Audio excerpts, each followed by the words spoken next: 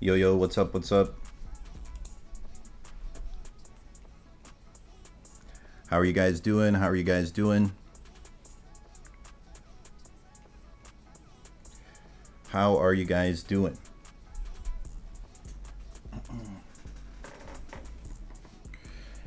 How's everybody's weekend going? Hope it's going pretty well. I'm opening up the chat so I can actually see what you guys are saying. Eric, what's up, bro? It's going good, man. It's going good. It's a nice day today. Weeshaw, how you doing? Big Moisture 10. How you doing? How's everybody doing? How is everybody doing today? So yeah, today we're doing a Yuta versus 15 finger Sukuna debate. So this one will be pretty fun. Identityless, how's it going? How's everybody doing? This will be a pretty fun debate. I think today's debate, today's debate stream, this one might end up just being a 1v1 debate. I think it will be. I'm not 100% sure. We'll have to see. Let me know, how's the audio sounding, by the way, chat? You guys able to hear me pretty well? Let me know. I want to get a book to put my other computer on top of so it doesn't like overheat. I have one in here. Nope. What about in here? I do. Well, do I want it on that? Actually, that's probably better, yeah, to put it on here. Let's go ahead and do that. Okay, you said good audio? Cool, thank you. Yeah, but how's everybody doing? I am honestly kind of tired, bro. Haven't been sleeping that well. Slept like 3 hours 2 days ago, and then last night I did not sleep enough either. So I'm kind of tired right now. After the stream, I might sleep a little bit. I don't know. But yeah, I wanted to do this debate because like some people were saying that they think that Yuta could beat 15 finger Sukuna, and I'm interested to hear like what arguments they come up with. I don't know. When I do debates, like in general, I like learning in the debate. That's kind of like the approach I go in with. I try to do in most of these is just like try to learn stuff throughout it. But so I'm interested to hear like what arguments these guys have for like putting Yuta over 15 finger Sukuna, and I'm also curious like what Yuta they think would beat him, if they think it's Shinjuku or if they think it's Calling Games Yuta. I'm interested to see like what their takes are. I was thinking like if I was debating for Yuta's side, like what arguments I would make. I wonder if they have the same one, so it'll be interesting to see.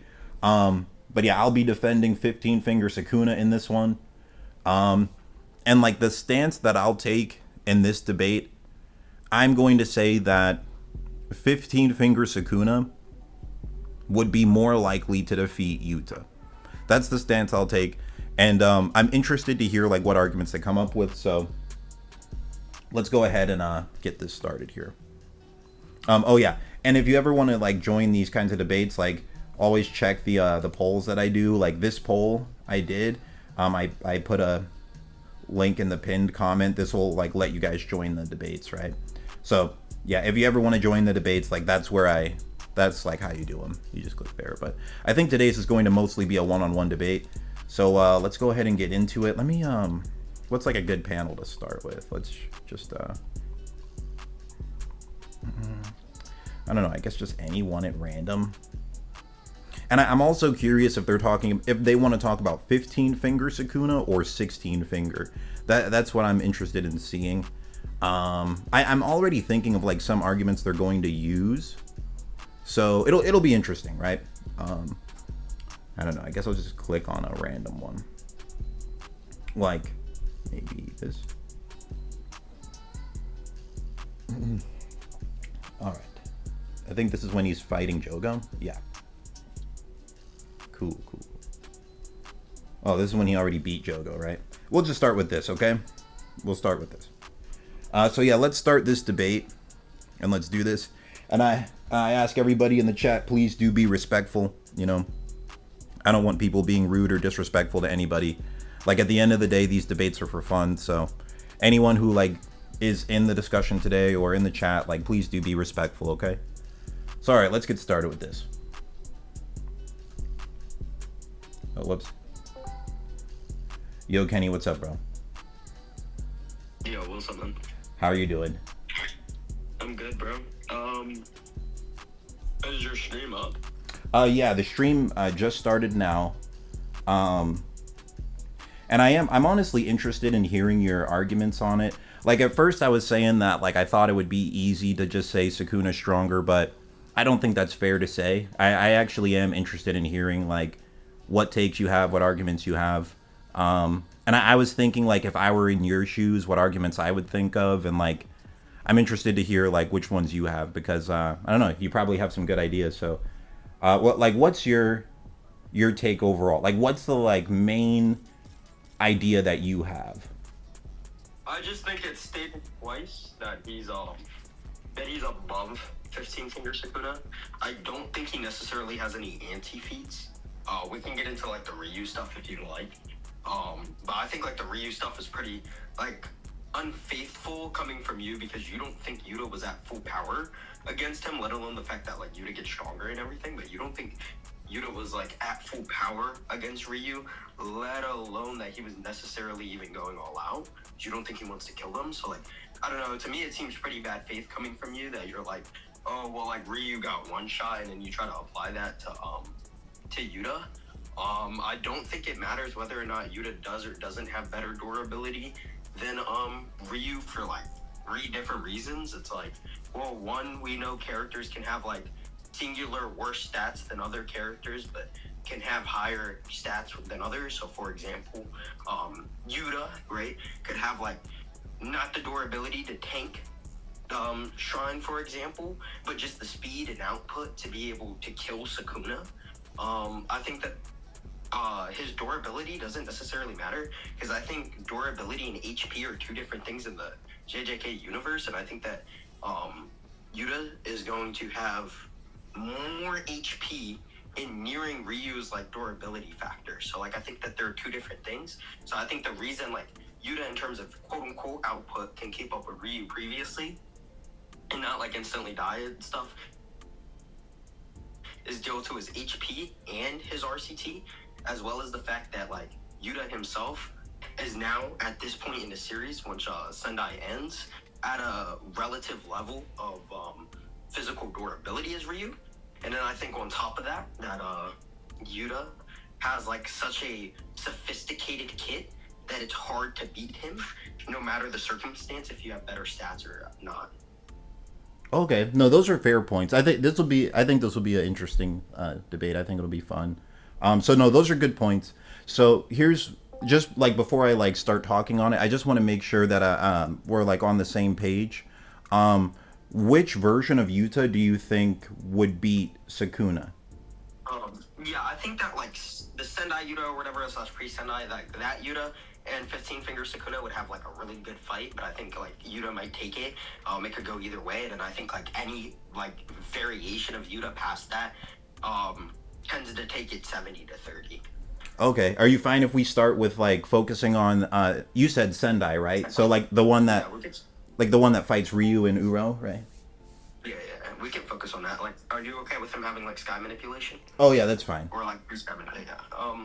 Well, like, one, what do you think about the fact that he's just stated above Sukuna twice? So yeah, I know both of those statements. Like, you're 3 times. Sorry, 3 times. Stated 3 times. Yeah, because you're talking about, like, the times from Yuji, he says it twice, and then the narrator says he's second in unusual abilities, right? Or, well, the actual, like, kanji just says he's second only to Satoru Gojo. That's what the kanji says. Yeah, okay, I do think those statements are interesting. Like, there's a lot of different arguments that can be made around. Tengen says it too, by the way. Sorry, what? Tengen implies it or says it too, by the way. That she thinks, like, Yuta could beat 15 finger possibly. Yeah. Okay. Yeah, because, yeah.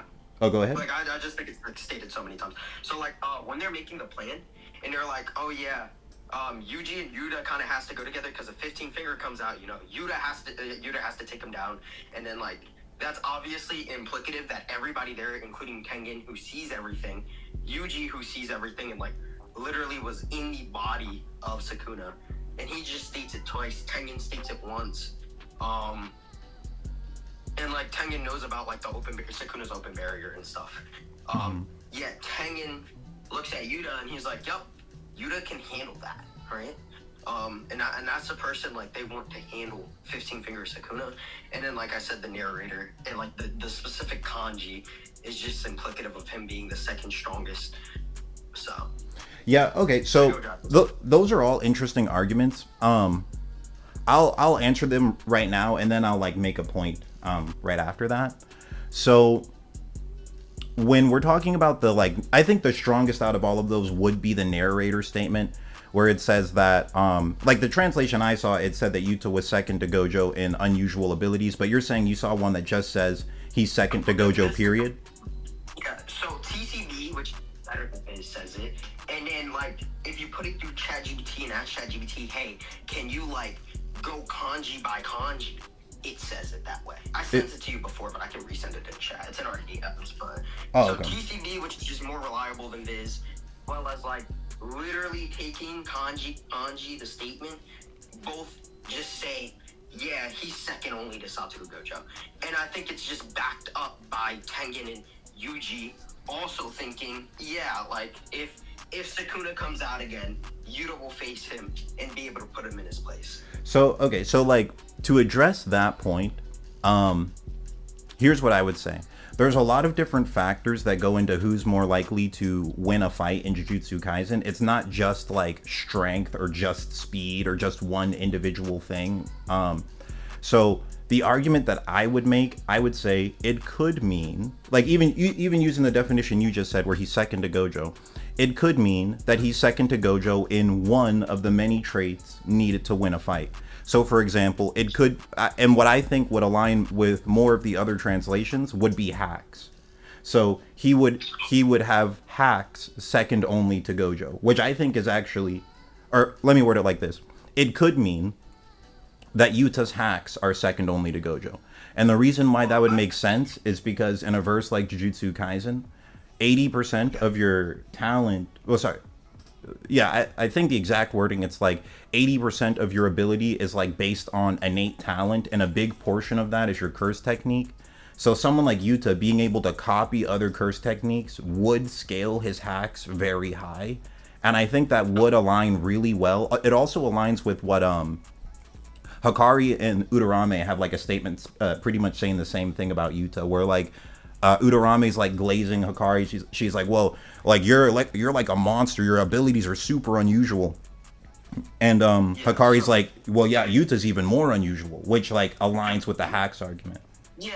I'm gonna be honest with you, man. Like, even if I took it to be that way, right? In a sense, the idea that he's still only second to Satoru Gojo, right?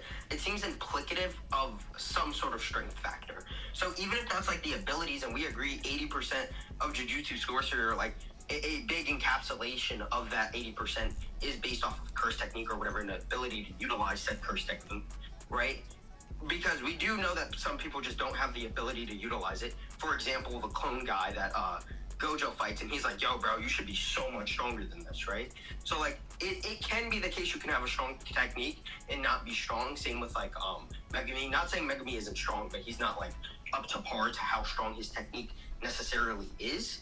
So the idea could be, like, no matter how you put this thing, right, even if it's the abilities, right, then it's probabilistically the case you don't also have some sort of physical capacity, whether it be his large HP or whatever, that would allow him to stall out or utilize abilities in such a way that he would be able to beat Ryoma and Sukuna and anybody else who isn't Gojo, because he's still second to Gojo. Like, I'm okay with it being abilities, but that ability would be indicative of a win. Can I add something to that real quick? Oh, sorry. Like this stream for like the first portion, it's just gonna be like a 1v1. But like after like a while, then I'll open it up to everybody. Oh yeah, okay. I'll just keep quiet then. All right. Yeah, sorry about that. Yeah, because I really wanted to hear his arguments on this because he had been telling me for a while that he had like a good number of them, so I wanted to hear them all. So I'm sorry about that, but later I'll open it up. But okay, so what you were saying, Kenny, you're saying that even if you were to say the hacks is one of the elements that he'd be superior in, you think it's just more likely that it would overall imply Yuta's more likely to win. That's what you're saying. Yeah, because I think he's just put above so many people that would make it indicative of that. And I can go over these people who aren't just Sukuna that could also probably contend on a 15-finger Sukuna level if you like. So I mean, I think that I think out of all of the claims, the narrator statement is the best argument for Yuta. I think that is the best one possible because, like, when it comes to other statements, right? Like a statement from Yuji. I'm not just referencing other statements. I mean, like the other characters that would be listed under the narrator statement. I do think the narrator statement is the best. Don't get me wrong, Lilos, but I also think that the only two other people who make a claim on it have the knowledge to make a claim on it, which is like Tengen, who does know there's an open barrier, unlike what he does with Kenjaku, because like obviously he's never seen really Kenjaku pop domain in an insert amount of time, right? But he has recently seen 15 fingers Sukuna fights and thinks that Yuta can beat him. And then like Yuji, who we see gets all the memories, and like literally to the point where he actually has like muscle memory at that of how it physically feels to fight at that level, and he thinks Yuta would win, right? And then it's like, then on top of that, the narrator not only puts him above Sukuna, but even if we don't want to just talk about Sukuna, we can talk about other people that statement narratively would put him above that are also on a similar caliber to 15 finger Sukuna. No, that's fine because I think that could end up being a red herring where we're like spending too much time away from the main topic. But I want to focus on like the statements first.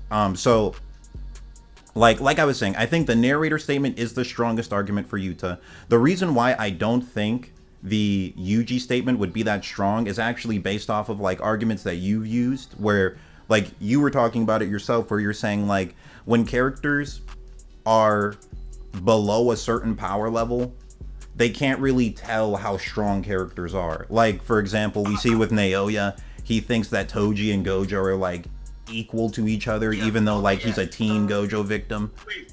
Oh, Lilo, sorry for interrupting. Before that, Lilos, I would hold up. Sorry, not right now. Lilos, real quick on that specific subject, I agree with you normally. I think Yuji's an outlier in this specific situation because Yuji has the physical idea of how strong Sukuna is because he's physically fought through Sukuna fighting.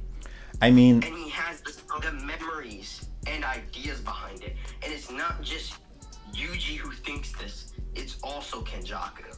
Like, can you prove that Yuji has all of the memories and not just like vague flashes? We actually get a scene that shows us like him remembering everything that's going on. Yes, but what I mean is like there's different kinds of memory, right? Like you can have a vague memory of something happening like a dream, and then you can have a vivid memory where you like visibly remember like everything you were doing. Yeah, we see him like visibly remembering these things here. I'll show you.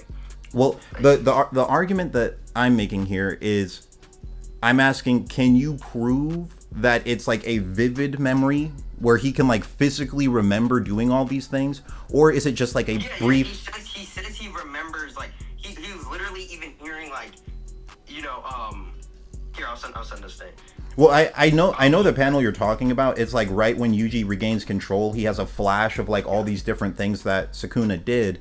But that could be like the same way you remember a dream in the morning. Like you wake up and you can like kind of see it for a second, but then it's gone like moments later. I'm not sure if you can prove that it's more of a vivid memory. That's what I'm asking. If you can actually prove that. Weird because it seems that they have the memories of each other whenever they're switching in and out.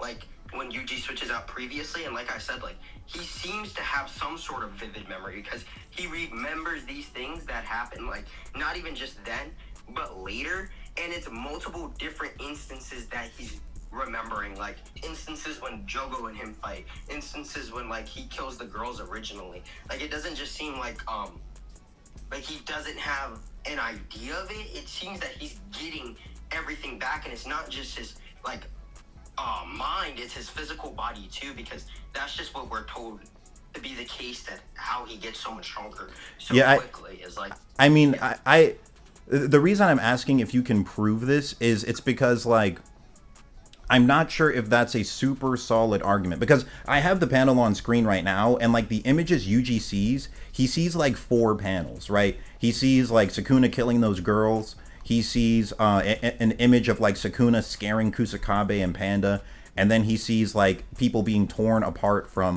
the domain.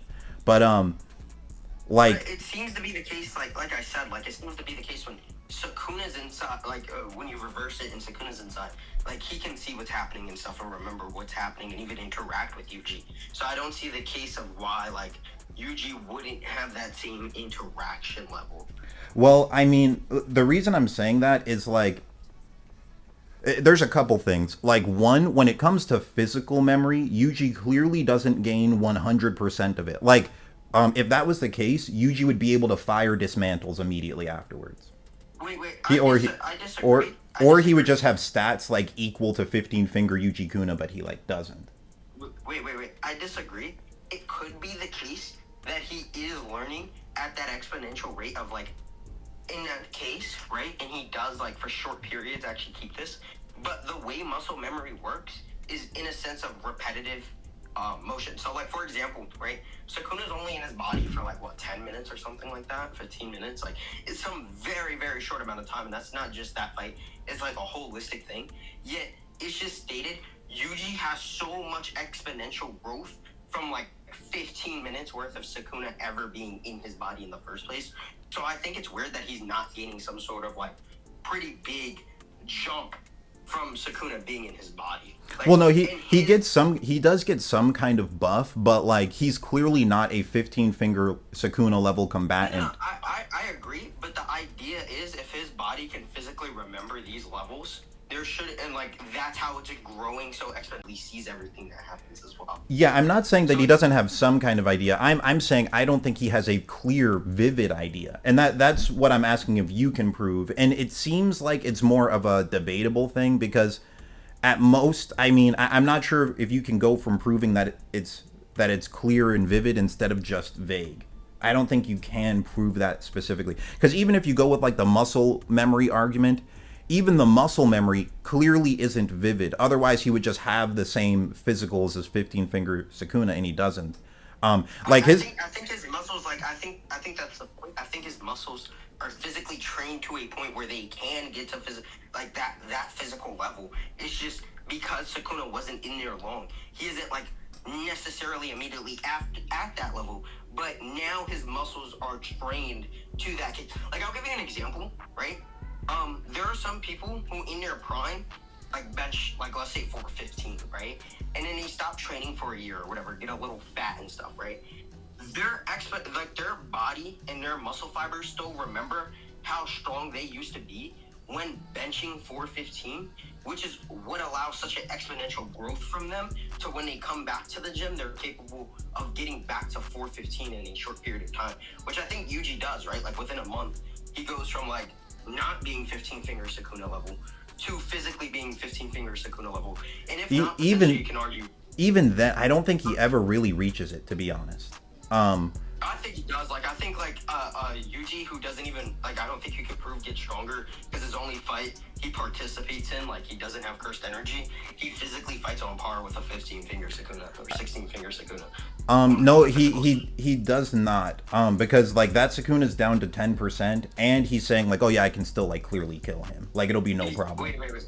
I think physically he's still keeping up. I think whether or not Sukuna would win or not, would it matter? Because he has, a full finger ahead of which Yuji would be allotted. That's one. And two, him being on 10%. Him being on 10% is definitely not. Sorry. It's definitely the case, Lilos, that it's probabilistically not 10% of his physical attributes or his physical ability to It's more it. He says. It very well could be. It very well could be 10% of his physicals as well. So do you know how much 10% of 20 is? 2. Okay. So you do realize Jogo stated above 3-finger Sukuna? Yeah. And Yuji just has feats above Jogo physically at this point. So like, I don't know how you would be like, yeah, Yuji is stronger physically than like, you know, these people who are just stated above two finger Sukuna, right? Goes from physically being above these people, right? Gets stronger, but then now he's physically below these people. That doesn't make sense. Let me think. How would you explain it? So yeah, you're saying because Yuji has better reaction feats than Jogo, and Jogo's like stated above three finger Sukuna. You're saying because of that, the 10% can't apply to the physicals. I'm saying because of that, plus like other feats Yuji has of characters who are above or equal to Jogo, for example, being Mahito. Right? So okay, in that case, like then the argument would just be that Jogo being above Sukuna doesn't necessarily mean he needs to be above him in speed. He can just beat him with his other stats being like a lot higher. So then it wouldn't really matter. Whatever Gojo says when he's like, yeah, he's stronger. And it's not just Jogo. It's like the creator too. The creator's like, yeah, like Jogo and Five Finger Sukuna would have been mad relative, bro. There was not enough time for that fight, so he has to be 15 finger level. But yeah, like, it's still fine with what I said though. Like it doesn't have to scale to his speed specifically. Like Jogo could just be slower. All I'm saying, whatever the scale may be, right? I don't care if it's speed, even though speed is Jogo's best stat, right? So it wouldn't make sense that it's not speed. But I don't know if it's his I don't know if it's his best stat. I don't know if it's his best stat. I mean, like his durability is doo-doo butter. Yeah, but his like attack power is pretty high. Yeah, but like whatever it may be, right? Gojo looks at him. He's like, "Yep, this curse is above that level, right? This level that he's in referencing is above the level that would be quote unquote referenced in this moment, right? Mahito's above that Jogo, right? And Yuji's physically either above or equal to that Mahito." I don't know if Mahito above Jogo is a lot, and I think we're kind of getting into red herring territory where we're like adding in too many elements into the debate where it's starting to get away from it. I think it's a logically to be the case that like even if let's say for a second, right, you don't think Mahito is stronger than Jogo, which is crazy, I think. Yeah, I think you're getting into red herrings, man. Like I think we're getting away from the main topic. Like because Mahito versus Jogo is a whole debate on its own, and I think that would like detract. Yeah, but what I'm saying is like it's specifically relevant to this point of whether or not Sukuna's physically at 10%. But at worst, are you gonna sit there and tell me that you really think like, for example, Maki is like sub Jogo tier? Again, I think this is starting to become red herring because like now we're adding in a bunch of characters now. Wait, but these characters are specifically relevant to the scaling. Like I don't think you can have a conversation about whether or not like 10% Sukuna's in reference to physicals or not without bringing these characters who we know do scale above this 10% physicals. And then like Maki just was gonna either lose when they were in that one-on-one or barely win that one-on-one exchange. Yet she should be above that three-finger threshold. So it would make no sense that his physicals are lowered. Especially when he himself just says that it's the curse. No. You see, yeah, that's why I was saying is red herring because like you're adding in a lot of elements so that like we're losing track of the main point. Like what I was saying before is still fine. Like characters like Jogo can be above the three-finger Sukuna and still slower than him. So like trying to like scale all these other characters to Jogo's speed doesn't really matter. It's fine. They can just beat him. This isn't a speed scaling. That's my point.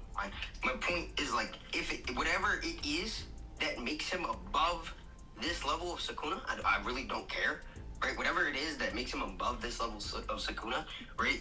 Yuji interacts with, in your words, would be a finger less of this Sukuna, an entire finger, okay? Meaning a special grade level nerf, okay? And yet he like is physically on par with him. He's not though. He keeps up with him in strength. No, up with him in durability. I mean, no, because he states that he's at like at times less than 10% cursed energy output, and he still says he's confident in killing Yuji. I think that's yes, and I think that again, that's in reference to the curse technique. Because if he's 10% or sub 10%, so either 2 or 1 fingers which is a drastic difference than like 3 plus fingers, right? Yet Yuji can perform feats at least equal or in the same tier as these characters with 3 plus fingers. How does he go? Like maybe in reaction speed, but not. But these other areas you're just kind of adding in. No, okay, wait. Why would Bojo look at Jogo and be like, yeah, bro, like Jogo's only stronger than like Sukuna in reaction speed. Like, no. You see, yeah, this is why I said you're adding in too many talk, because that's not what I said. I'm saying Jogo can be stronger than 3-finger Sukuna, but he doesn't have to be faster than him. Like, he can just beat him with his other stats. So I don't want to add in too many elements, because I think the arguments can get mixed up. No, Lilos, I think you're missing my argument then. Like I said, no matter what stats come together to beat this Sukuna, I think Yuji has feats on other characters of a similar tier, right? Of whatever this level above, significantly above, right? The Sukuna you're trying to argue him to be at currently, which I think is crazy. I think it's crazy to say, yep, Yuji's a 1-finger Sukuna level opponent. Right? I'm not so sure. I don't know. I think that could be all right. I think that honestly could be fine. I don't know how you look at Yuji, right? Who's performed feats on 4-finger Sukuna. Because you're talking about culling games Yuji, right? Like when he gets angry and he's like comboing with Maki, that one. Yeah. Yeah, I mean, saying that Yuji's a 1-finger Sukuna level guy could be okay. Okay, so like Maki's 1-finger Sukuna level? No, Maki was stronger than Yuji there. Wait. But Maki was still sub Maguna there. Yeah. Okay, so Maki's sub 1-finger level? I'm confused. You can be above 1 finger and still be like weaker than 10% of Maguna. He was like 16-finger, right? So like if you're taking it linearly, then that would mean that he's like 1.6. And then at times he's like slightly above that. And then overall in totality he can beat Maki. It's fine. Especially with Maki not using Soul Split Katana. That was another thing about that scene, is like Maki wasn't sure if Soul Split Katana would kill Sukuna there. But like I said, this is getting into red herring territory, because like we're talking about too many things. So like, wait, I don't think it's talking about too many things, because like I think it specifically matters if we really have Maki holistically above a 1.6 finger Sukuna. I think that's ridiculous. Like, because yeah, if we start getting into Maki scaling, we're definitely gonna get like off track. I can give you arguments for why Maki could be around there, but it's like it'll take a while. But like one argument you can say that I'm just saying, like I genuinely think in the story, right? Like Toji bodies a 3-finger Sukuna level threat. Yeah, I think at this point, yeah, we're going a bit too far off. So let me try to bring it back to like some of your first points. Like we can talk about the stuff you're saying right now a little bit later. I just don't want to like go too far off track, because like all of those things you mentioned we could talk about for a long time. Like I mean the whole like Maki versus Maguna thing there. Like there's a whole argument that like Maki was kind of holding back because she didn't want to kill him. There's a whole argument with that. So I don't want to get too much into that. Just to go back to like some of your earlier claims, like after I answer this one, then I'll make a claim of my own, because I haven't made like any claims yet. I've just like wanted to hear yours first. So another argument you made is like Tengen allowing Yuta to go with Yuji as well. Like, sorry, you were saying like there's this scene where they're thinking like, oh, if Sukuna goes out of control, Yuta should be with Yuji because he could potentially kill him, and Tengen like doesn't interfere. So this implies that maybe Tengen also thinks Yuta could handle him, right? He just doesn't interfere. I think Tengen's like the main like person helping make these plans, right? And then everybody's looking at this situation, and everybody comes together to think that Yuta should be the one with Yuji. Well, like, I would say an equal interpretation to the one you just provided is that Yuta's just the strongest one there. So he's just the best option they have, not necessarily a guarantee, just the best of what is available in the moment. Yeah, I just, like I said, I think it's like a narrative thing, right? Like that could be a case, but I think that there's a preponderance of evidence of it just being the case that Yuta is stronger than 15-finger Sukuna. Not just that this is like Yuta's the only person That's the strong. That's strong there. They imply the statement's implicative even that Yuta's the only one strong enough to beat that Sukuna or handle Yuji, right? Like they make it a statement of handling Yuji. I can get the statement if you like me to. Well, no, that's fine. Like the first thing you said is something I want to address. You just said you think there's a lot of evidence that would suggest that Yuta could beat Sukuna, right? That's what you said first. Yeah, I think 3 statements is a preponderance of evidence that is implicative of Yuta being stronger than this Sukuna. Okay, yeah, we can debate all those a bit more. Now I'm going to make like my first point here that's like related to what you just said, because you just said you think it's like, are you arguing it's more likely that Yuta would beat 15 Finger Sukuna in Sendai? You're arguing it's more likely, right? Okay, it's so more likely. That's the most likely assumption. Okay, so here's my first claim here, okay? My first claim is that 15 Finger Yuji Kuna would be more likely to beat Sendai Yuta. And one reason I'll say is Sukuna's more likely to win a domain clash. What's your thoughts on that? Well, what's your thoughts on that? Do you agree or disagree with that? Hello? Are you there? Can you say that again? Sorry. Oh no, you're good. I said what? I said, what's your thoughts on that? Do you agree or disagree? That what? That 15 Finger Yuji Kuna would be more likely to win a domain clash. Yeah, I don't know how we prove that Sukuna would beat Yuta in a domain clash. So you're like more disagreeing with it? Yeah, or more so than like asserting a positive. I just think we don't know. Yo, what's up? What's up, Restless? Restless Gambler, what's up, bro? How you doing? Yeah, he's in the chat. How you doing, bro? Sorry. Go ahead, Kenny. No, I was just saying, like, I don't think there's proof on either side of like who would win in that domain clash. Okay, so yeah, let's talk about that. So 15 Finger Yuji Kuna versus Sendai Yuta in a domain clash. Gojo gives us information. Like, Gojo's kind of like the textbook for what happens in domain battles. He tells us like a lot of different information about it. The things he tells us is that the more polished or like the more refined domain is the one that's more likely to win. And then he says afterwards, it can also depend on like, this is kind of a weird translation, but it says it can also depend on compatibility and cursed energy. And in other translations, it says cursed energy and environment. But basically, the argument I'm making here is that from the elements that have been laid out for how domain battles work, 15 Finger Yuji Kuna is more likely to win. Basically, like, to simplify it, the main things that determine who wins, it's refinement, barrier techniques, and cursed energy. Those are the 3. Okay, so like barrier technique sorry my fault. Barrier techniques, 15 Finger Sukuna is like objectively better than Sendai Yuta.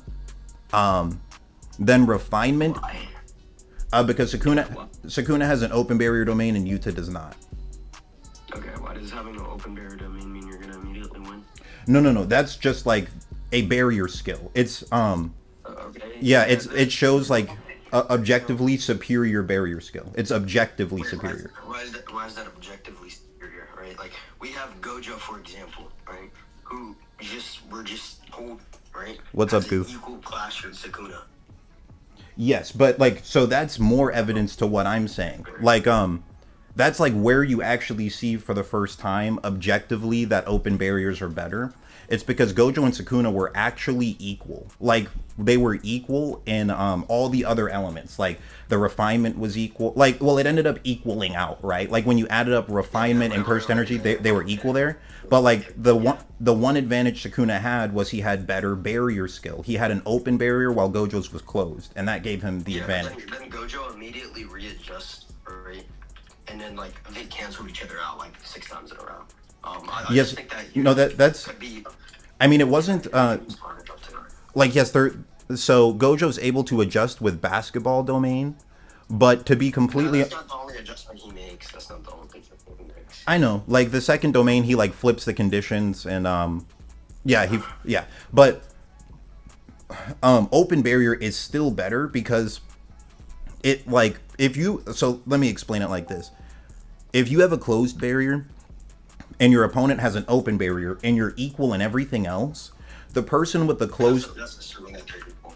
Like that's the issue. We don't know. Like, wait, hold on. Let me finish the point. If you like end up balancing out and everything else, the person in a closed barrier is on a time limit. The person on the open barrier is not. That's why like Sukuna had an inherent advantage in a domain battle against Gojo. Is because like it simply was just a barrier skill difference. Like if Gojo had an open barrier, I mean he just wins the fight. But because Sukuna had an open barrier and Gojo's was closed, Gojo was on a time limit. Yeah, so like the issue is I don't think you can prove to whatever extent that like Sukuna at 15 fingers does have this capacity as to where like he would beat Yuta. Right? So yeah, we can talk like yeah, let's talk about those elements. So like okay, remember like the three big things, you got the barrier skill, you got refinement, and then you have cursed energy. I don't think that those are the three big things. No, that's what Gojo said. Gojo just says it can also depend on compatibility and cursed energy, right? I honestly think the compatibility is like kind of a mistranslation. I think the better translation is environment. Like maybe tight matchups like hot versus cold. Like how compatible the environments are with each other. But, no, I honestly think that's more like environmental matchups. I think. And I don't even think we got to see a domain like environmental clash with each other. Like if Jogo pop domain against Hanami and Hanami pops domain against Jogo. Stuff like that. Like type matchups like Pokemon. I think that's what it's meant to mean. But I guess that's debatable on its own. But like these are the categories we get for how domain battles work. So like I don't think you can like the issue is I don't think we have any like proper scaling or understanding to know how polished Yuta and like Sukuna's domains are. Oh no, we can definitely talk about that. We can talk about that. So okay, so there's different like definitions for what you could use for refinement. So, one interpretation is that refinement would be related to your cursed energy control or efficiency. And those are things that Yuta's actually stated to be bad at. And Sukuna stated to be very good at.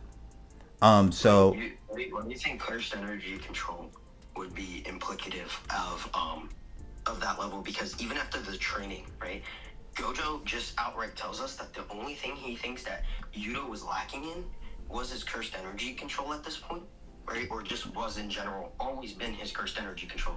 Well, yeah, I was just telling you what that's like one of the interpretations that like. I'm just like asking about this interpretation because even though he has like bad cursed energy control and he doesn't think that this level of cursed energy control is at the level where like wherever else like Yuta is holistically, right? But yet like even Sukuna looks at Yuta's domain and he's like, yo, that shit's goated, bro. Like this is a goated domain. Not even I can do that, right? Like no, I think Sukuna. I don't think Sukuna ever says he can't do that. I don't think Sukuna says. Yeah, I'm pretty sure. Even if Sukuna says he can't do it, Gojo can't do it. That's not stated either.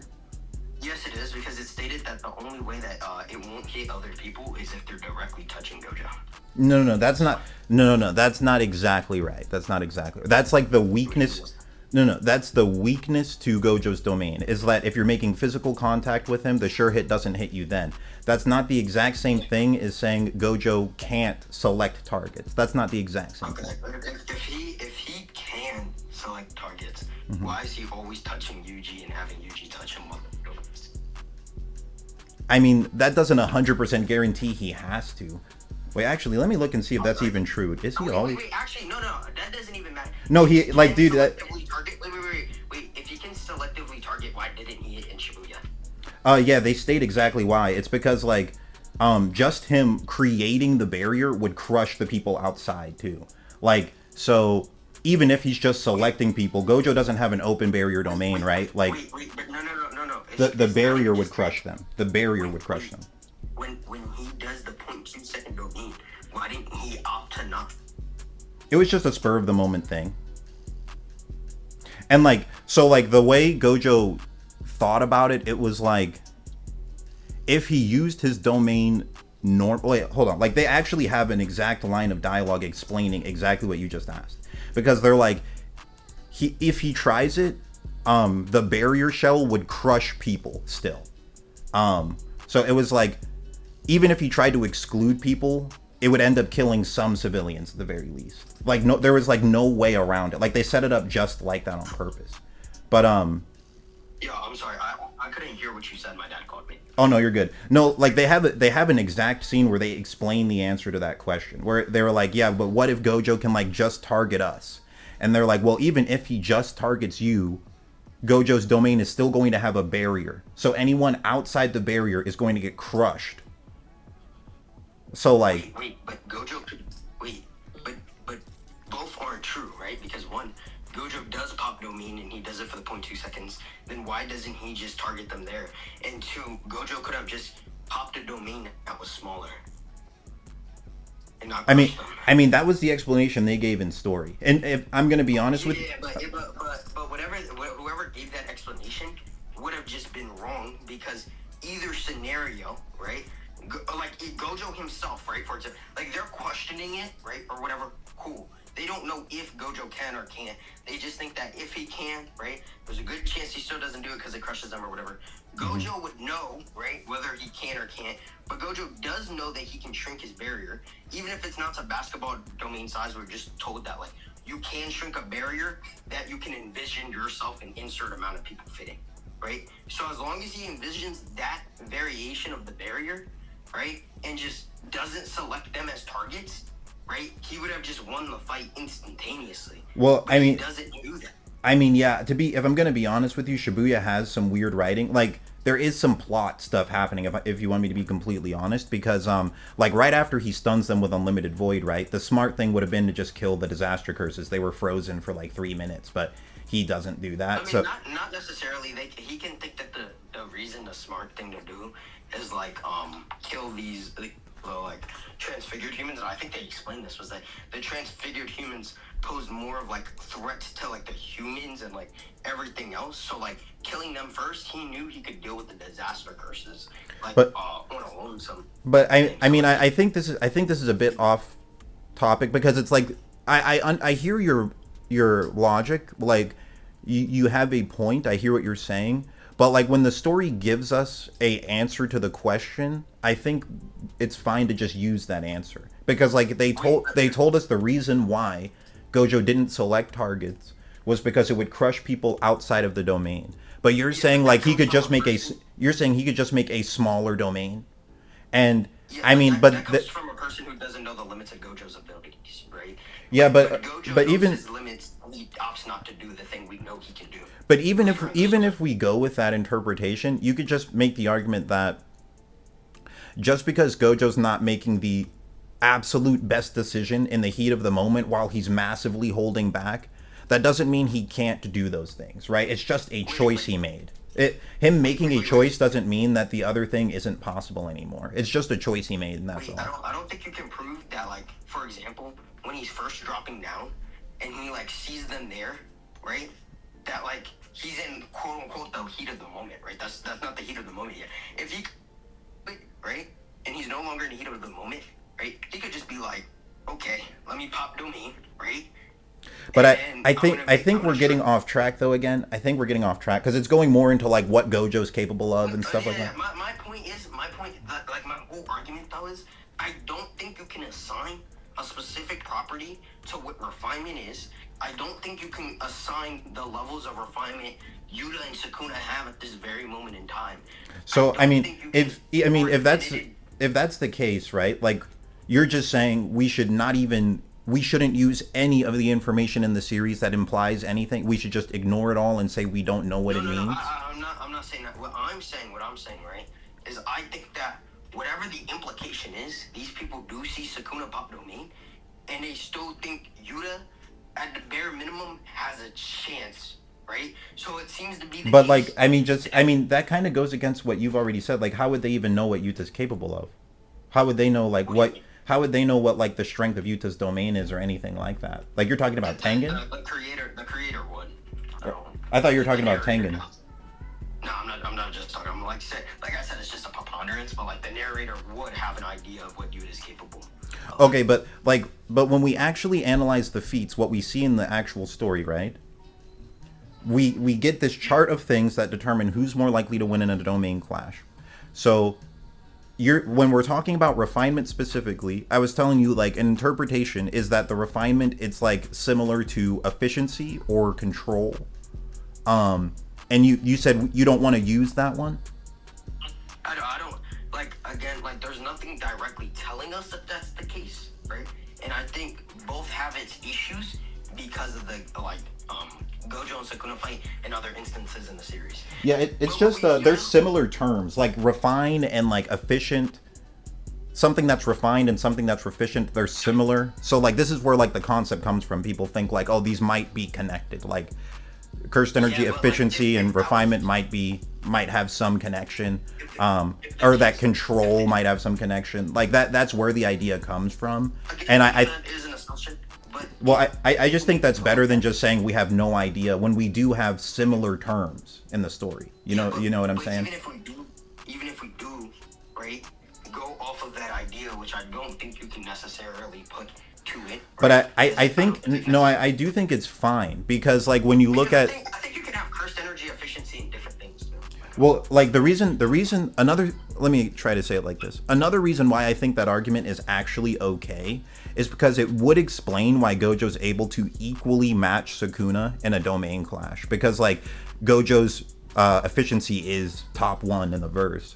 And Sukuna has top 1 cursed energy in the verse. So like them being equal makes sense. Has top 1 cursed energy 1 and 2. He just says sometimes. Well, when I'm saying top 1 cursed energy, I'm not talking about. I'm obviously like excluding exceptions to the rule, like like Hikari and Jackpot. Yeah. But anyways. Rika and Yuta are like obviously a part of this. But like also another argument is like Rika's cursed energy. I don't know, that's a separate thing. I'll just leave that. But they're just connected to each other, and he can just use the cursed energy, and it's like stated it helps bolster his output too. So that the reason that wouldn't be a part of it. The reason why that argument is not very strong though is because Yuta does a domain clash while Rika's active. Okay. So if what happens, it breaks immediately. Yes, if what you're saying is true, that like Rika's cursed energy channels into domain clashes, if that was true, Yuta would have overwrote both their domains. He would have. He could have. We literally don't know what happens. No. We do. Like they start clashing for a bit, and then we don't. The barrier isn't even fully formed. I think. Hold on, I can pull it. Literally, if it is fully formed, because we see it forming, it forms for a total of like literally a second, and also we're just told that like 3-way clashes are more sophisticated. Like we don't know the entailment of it. Like, okay, for a second in a more sophisticated domain clash, Yuta doesn't necessarily, to our knowledge, because we have no knowledge of the situation at all, beat them, right? But we also know that this isn't your typical domain clash, and that domain clash happened for at best a second, and then Kurushi destroyed them. Here, I'll pull up the actual domain clash. I think it does like fully form for a moment. And it's like I think even if it does, it's for a literal moment. But no, the reason why the argument, but that's the reason why the argument isn't very strong. That like Rika's cursed energy is like factored into a domain clash. Like it's not all of Rika's cursed energy factoring, and otherwise like Yuta would just win the clash. He would just overwrite their domain like instantly. My point is we don't know if he would have just won the clash or not. And well, in this specific situation, we don't know how much like Rika's like cursed energy is involved, because Gojo just says sometimes, right? He says sometimes, like this is a something, it's polishment, and then a something is cursed energy. Okay. So I'm looking at the panel. Clashes. I'm looking at the panel that they do like fully clash. For literally a second, right? But no, what I'm saying is like when you look at like Gojo versus Jogo, he just overwrites it like right away. There was no clash. The clash implies relativity of some kind. Okay, no. What I'm saying, right? What I'm saying is, and it actually says they clash. We don't know if he overwrote it or not. We don't know. No. We do know. The narrator literally says the 3 domains clash. Okay, like he says, Gojo also references references him popping his domain as clashing with Jogo's. That was not no, that wasn't a clash. It was. He says It was you can also clash domains, and then he pops his domain. You're saying that Gojo said he clashed with Jogo? Yeah, like I think that's a domain clash too. Just like, it wasn't a very like for example, right? If me and insert random person B got into a fight and he throws a punch, I dodge and I uppercut him and knock him out. We still got into a fight. It wasn't a very long fight. Like there was no relativity, right? But it was still a fight. The same thing can be said here. But no, that's not a very fair comparison, because it's like we get 2 full panels of the domains clashing, and with what is it, Yuta versus Uro and Ryu. Like, it shows that they're relative to each other. But when Gojo opened his domain, it immediately overwrites Jogo's. There's zero fight. We can't even use that. We can't even use that as an example, because Gojo was going against one person, and the narrator just tells us that going against 2 is more complex. So it being more complex means we cannot use this as a situation to describe whether or not it is the case. I mean, what I'm saying is, it says that they're like clashing to see which is better. Like, all 3 are relative. Even if I'm gonna still make it, okay? That doesn't matter, right? Because the idea that it's more complex, we don't know what that means. Like, we don't know how the clash works in this specific environment. My argument is the fact that there's any clash at all where it can be complex implies that that Rika's quote unquote like unlimited cursed energy is not a factor. Because if it was a factor, it would not be complex. It would be simple. Yuta would just win. That's not what the narrator says.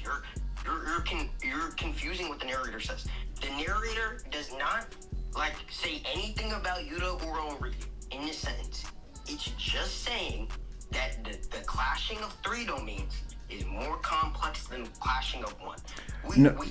And that's what I'm saying is, if what you were saying is true, it would not be a complex clash. It would be a simple one. Yuta's would override it. Like the fact that a clash can. No, I am tracking what you're saying. Like, you're saying that they're clashing because when there's 3 people, there's a lot of different conditions that are being factored in at once, like fighting each other. But what I'm saying is, I don't even think just that. I don't even think this just that. I just think it's can generally be more complex, whether or not, like, somebody, for example, right? For all we know, right? Yuta could be a 9 in the scale of like domain clashes, and then 10s are like full power Sukuna and full power Gojo. Okay, but let's give that as an example. Okay, right? And then let's say, for all we know, we have no idea how refined Ryu's domain is, right? And same with Uro's, which is also an issue, right? But let's say their refinement, for example, for all we know, is nearing Yuta's, but still less than Yuta's like full arsenal capabilities because of everything Yuta has and his like cursed energy, for example, right? These things. So Yuta can be a 9, and then Ryu could be like a 7.5. Uro could be a 7, right? Just giving arbitrary numbers, okay? It could be the case, for all we know, that for one, Yuta might have to split, like how the clash works. Like you see how weird it gets into? Like, maybe they can double team Yuta inside of that clash, which we know they will do in advantageous positions, because they do it to Uro, right? Is that, like, if you get an advantageous position on somebody, they tend to jump each other, right? We literally do not know what the complexities are inside of this 3-way domain clash to be able to definitively say that even if Gojo himself was there, popping domain against them too, that he would immediately override it or something. I think that's kind of wild, man. I'm sorry. I think that's wild, bro. That seems crazy to me. No, I think that's a bit too much, man. You're saying you think if Gojo was there, he wouldn't overwrite their domains? No, I'm not saying that. I'm saying we don't know. We have no other observable moments of a three-way domain clash. So we can't use this three-way domain clash that happens for like a second, right, as an interpretation as to how good Yuta is at domain clashes. I just think that takes a bit too out there to say like if Gojo's there, he's not overriding their domains. Like I don't know about that, man. You're changing my argument. That's what you just said. That's what you just said. No, I said we don't know if Gojo was there, if he would have immediately overridden their domains. We don't know. That's a fact. We do not know how that would have gone. I mean, we don't know how good Ryu and I don't even want to get into that. Okay, so like the reason I was bringing that up is because you were saying like, well, Rika might have unlimited cursed energy, and like Yuta could have unlimited cursed energy going into domain clashes, right? And I was just bringing that up to say like, if that was the case, I would say, if that was actually the case, it seems more likely that there wouldn't have been a clash of any kind. But I hear what you're saying. You're saying we don't see any other three-way domain clashes, so we don't exactly know how they factor out. I can kind of see your argument there. Here's another thing I would say. You could also argue that the cursed energy that factors into a domain isn't actually your capacity. It would be your output that matters. I mean, I think that's like an equal interpretation, actually. Because if that was true, right? Like I think that if that was true, hypothetically, it wouldn't matter because Yuta can output that like near Ryu levels of cursed energy. It would definitely matter because I think Ryu has more cursed energy output than like that Sukuna. So. No, like it would. Okay, so just keeping it on track, right? If it is output, that does matter because Ryu says that Yuta's output is not that crazy. When Yuta isn't with Rika, I'm referencing but Rika's not casting the domain. Wait, I don't think that matters because Yuta gets a buff of output when he has Rika. That's not true. So no. They have one combined attack that is considered a high output cursed energy blast. That doesn't Huh? It's also just stated that Rika buffs his like cursed energy output in general. Okay. I do not. Rika buffing his output in general? Yeah. Like you're talking about Sendai Yuta? Yeah. What are you basing that on? His 5-minute mode. I'm pretty sure it's just stated actually. It states that it refills his cursed energy capacity, but buffing his actual output is not stated. The only like high output thing he has with Rika is the combined cursed energy attack. They have one combined cursed energy output blast. Why do you think that can't be like for anything? Why do you think that's the only thing that? Well, why do you think it is? Like you're the one making the claim, right? Why do you think it is? Because for example, right, like Yuta gets his curse techniques from Rika. Rika herself is the one with the curse techniques. The idea is that they're fully connected. Right. So, for example, well, no, it's like Yuta just uses her as storage. He uses her as storage. Like, no, that what you said was incorrect though. What? You said that Rika's the one who like has the curse techniques. Like you're saying they're Rika's curse techniques. Yeah. No, Yuta's the one copying and like storing them in her. Well, why do you think that's the case? Well, it's just stated that he uses her as storage. When? Like that's like when she's. I think that statement about storage is referential to like the cursed tools. Here, I can look and see. Yeah. But anyways, I think we might be getting off track. But yeah, like basically my whole point is that it's just more likely 15-finger Yuji Kuna would win a domain clash. Because based on like the arguments we've been using for refinement, Sukuna would just have better refinement. He has far better efficiency.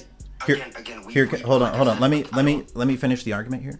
My argument is in terms of refinement, Sukuna would have the better refinement. He's just stated to have like insanely good cursed energy efficiency. And it's actually shown to us in the Shinjuku fight as well. Then he has better barrier skills. He has an open barrier domain. And then he has more cursed energy as well, like not factoring in Rika. And then when it comes to Rika, I'm not sure if you, like, from what we've been debating on, you can't prove that Rika's cursed energy factors into the domain anyway. But like I said, if like their connection is is what allows him to use his curse technique, then it would be the case too that during their connection they have some sort of bond curse technique wise. Your curse technique is how you okay, so here let me word it like this, right? Let me try and word it this way. Because my original claim, remember, it was that Sukuna would be more likely to defeat Yuta in Sendai Colony. So here's what I would say. If Sukuna's going all out from the very beginning, Yuta he would just die in the domain, because he would just open domain before Yuta puts the ring on, before Yuta enters 5-minute mode or any of that. He just opens domain, and then it's just Yuta on his own trying to clash against 15-finger Sukuna's domain, and he just loses. Yeah, I think if I don't think you could prove that there's like a large time needed for him to like pop his finger ring. I mean, can you prove that he like? I mean, no, like that would. Referential, like I said at the beginning of the debate, I'm more so referential to like 5-minute mode, Yuta. So what do you? I mean, okay. Well, before we talk about that, do you like agree on that point? You agree that if 15-finger Sukuna opens his domain right at the start of the fight and Yuta does not have Rika, he would just lose the domain clash? Do you agree on that at least? Not necessarily, because like I said, I don't think we have enough like ideas of where this Sukuna and this Yuta scale. So okay, no, let's really talk about that. So you're saying that in the time we should, because I'm not. No, that I mean that was my claim. That's my claim. Wait, but what I'm saying, I'd rather talk about the actual debate. It is the debate. It is the debate because I'm specifically saying like what I said at the beginning was like 5-minute mode Yuta is what I'm specifically talking about when it comes to Sendai. Well, I mean, but that wasn't my point though. My point, 5-minute mode Yuta is not the only form of Yuta. He doesn't even like. So my point was that 15-finger Yuji Kuna would be more likely to defeat Sendai Colony Yuta. That's what I said. And even in Sendai Colony, he doesn't start out in 5-minute mode. So everything I'm saying is completely fine. What I said is, if the fight starts and Sukuna's going all out right from the beginning, and he opens his domain immediately, and Yuta, let me add more to it, and Yuta does not put on the ring and enter 5-minute mode, then yes, Sukuna would kill him. Do you agree or disagree? No, I don't necessarily agree or disagree. Why? Because based on what I've been saying this whole time, in terms of what the elements that have been laid out for who wins a domain clash. Yeah, you still haven't proved that like Sukuna's is more polished. So yes, I said the interpretation, one of the interpretations is refinement is connected to efficiency. And it's stated that Sukuna's efficiency is just way better than Yuta's. Why is that connected? Why is it connected to efficiency? This is just one of the interpretations that's like popular amongst the fans. Yeah, I don't care about a popular interpretation, right? I mean, do you have an alternative? I don't need an alternative unless you can prove the idea. Well, here's okay, like I was saying before, it's like backed up by the Gojo versus Sukuna fight, where Gojo has top 1 efficiency and Sukuna has like immense cursed energy. So it logically. I said cursed energy is a. Wait, Kenny, did you want me to explain it or not? You just okay. So you have to stop interrupting because you said like, okay, well, explain why this is a popular interpretation, and I start explaining and then you interrupted. Do you want the explanation or no? Continue. I don't Yeah. So the explanation, the reason why this is an idea that refinement is connected to efficiency, is because Gojo and Sukuna are equal in a domain clash. This is where the interpretation comes from. It's because Gojo has really, really good efficiency and Sukuna has really, really good cursed energy. So when they clash, they're even. That's where the concept comes from, okay? Now, if you don't have an alternate interpretation based on anything, then my interpretation is the best we got. Okay. So based on that, Sukuna, 15-finger Sukuna, would be more likely to win a domain clash against Yuta not using Rika. Do you agree or disagree? Okay. No, I disagree. So why do you disagree? I don't think you prove the idea that that's necessarily the case. That's the more logical or like the most likely interpretation. It's the best interpretation we have. You don't have one. Let me finish. Just because I don't need to give an interpretation. But okay, well, do you agree it's the best interpretation we have? Do we have? Would you agree it's the best interpretation we have? I don't need to give another interpretation. Then what are then you don't really have an argument here if that's the case, because essentially what you're doing is. Go ahead. Because my argument is specifically that we don't know what being polished means. Okay, if we don't know what this polishment is, right?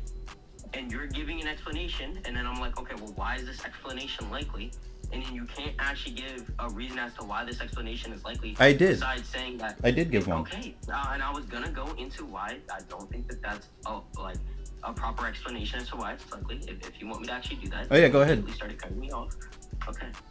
Saying that Sukuna having more cursed energy than Gojo, and Gojo having more refinement or more what is it called? Efficiency. Control or efficiency than Sukuna doesn't matter, because it's directly told to us that a sub point, the sub point is cursed energy, not that it's a main point. We don't even know if in every circumstance that it is even applied, because it says it can also depend, right? It can. So it's not always I think there's other translations where it just says it's a factor. Like it's also just one of the things. Like go give me that. Go give me that skin. I can't do that during a stream, bro. Like it's gonna take too much. Like I'd have to look up some stuff on my phone and then like send it because I'm talking to you on my phone, and like it's gonna take too long. I'm not doing it. Okay, but you have to provide evidence to what you're saying. If not, I'm just gonna go with. Well, I mean, I wouldn't have to if you like knew what I was talking about. Okay, I don't know what you're talking about. Well, it's fine. It's fine.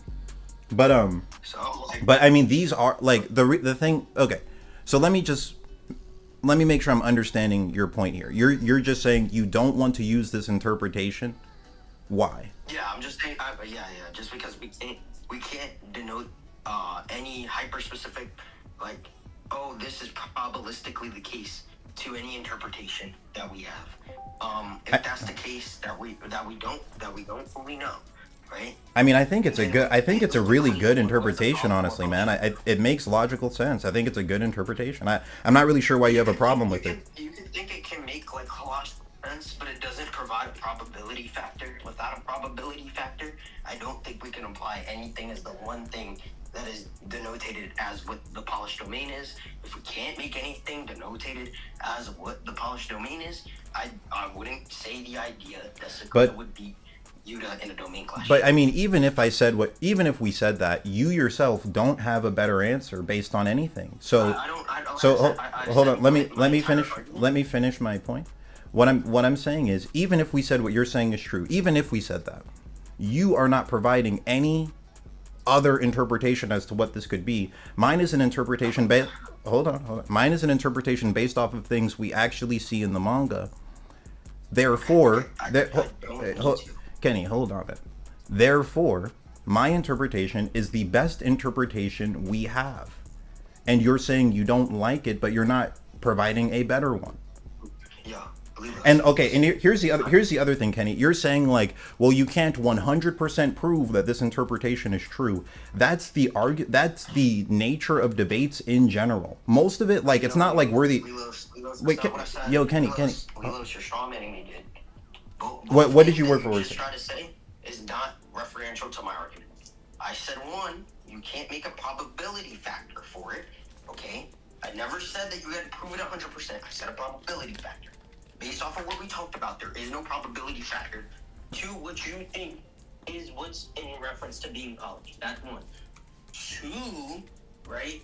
When it comes to the first thing you said, right? When it comes to the idea of, oh, well, you haven't given another explanation. I don't need to, because my entire argument and why I asked you what I asked you started from me being on an agnostic stance and me saying, oh, well, I don't, know what this thing is. I don't think there is any probable explanation given to us in the series.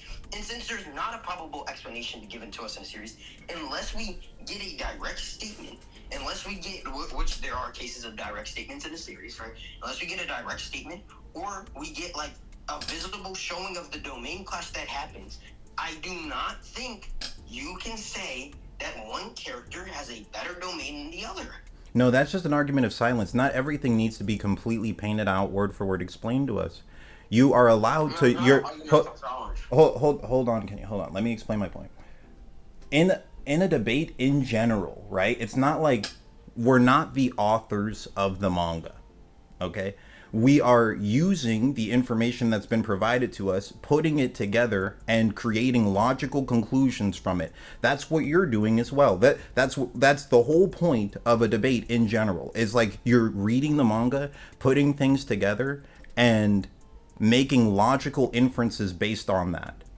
Just because I'm making hold on. Just because I'm making I said, yeah, I agree. Damn. Okay. I wasn't sure if you were about to interrupt. Just because I'm making a logical inference that goes against the point you're making doesn't mean you can just throw it out, right? Especially if you're not providing a counter to it of any kind. What I was saying earlier is this is a reality. I am offering a interpretation based off of scenes in the manga. You are not doing that. Therefore, in this discussion we're having, my interpretation is the best one available. Do you understand what an agnostic stance is? That you're not really choosing one way or the other? Right. And if I'm not choosing one way or the other, and I'm saying, and my entire point is... Well, okay, if you do...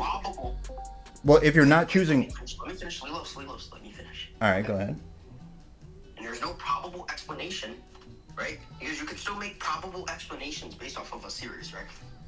For example, I think a lot of what we're doing, right, is based off of statements, for example, right? Oh, well, this is stated to be the case, so it's probable that insert B is the case. Or, well, we see these two characters fight, this character wins, so it's probable that this character wins against another character, right? Dude, I'm gonna be honest. I think this is a red herring. I think what you're doing is you're taking us away from the main point of what I was saying earlier. Like this is becoming very long-winded, and we should just. What's the main point? What's the main point? The main point is what I said like 15 minutes ago. That if, based off of my original claim, I was saying that 15-finger Yuji Kuna is more likely to beat Sendai Yuta, and then what I said after that was, if Sukuna goes all out right from the beginning, he pops his domain immediately, and Yuta's just like, he starts the fight, he's in base form. And Yuta is forced to domain clash without Rika. Sukuna is more likely to win. Okay, ready? Leos, what did we just argue about? Please, bro. Please. No. We have train, please.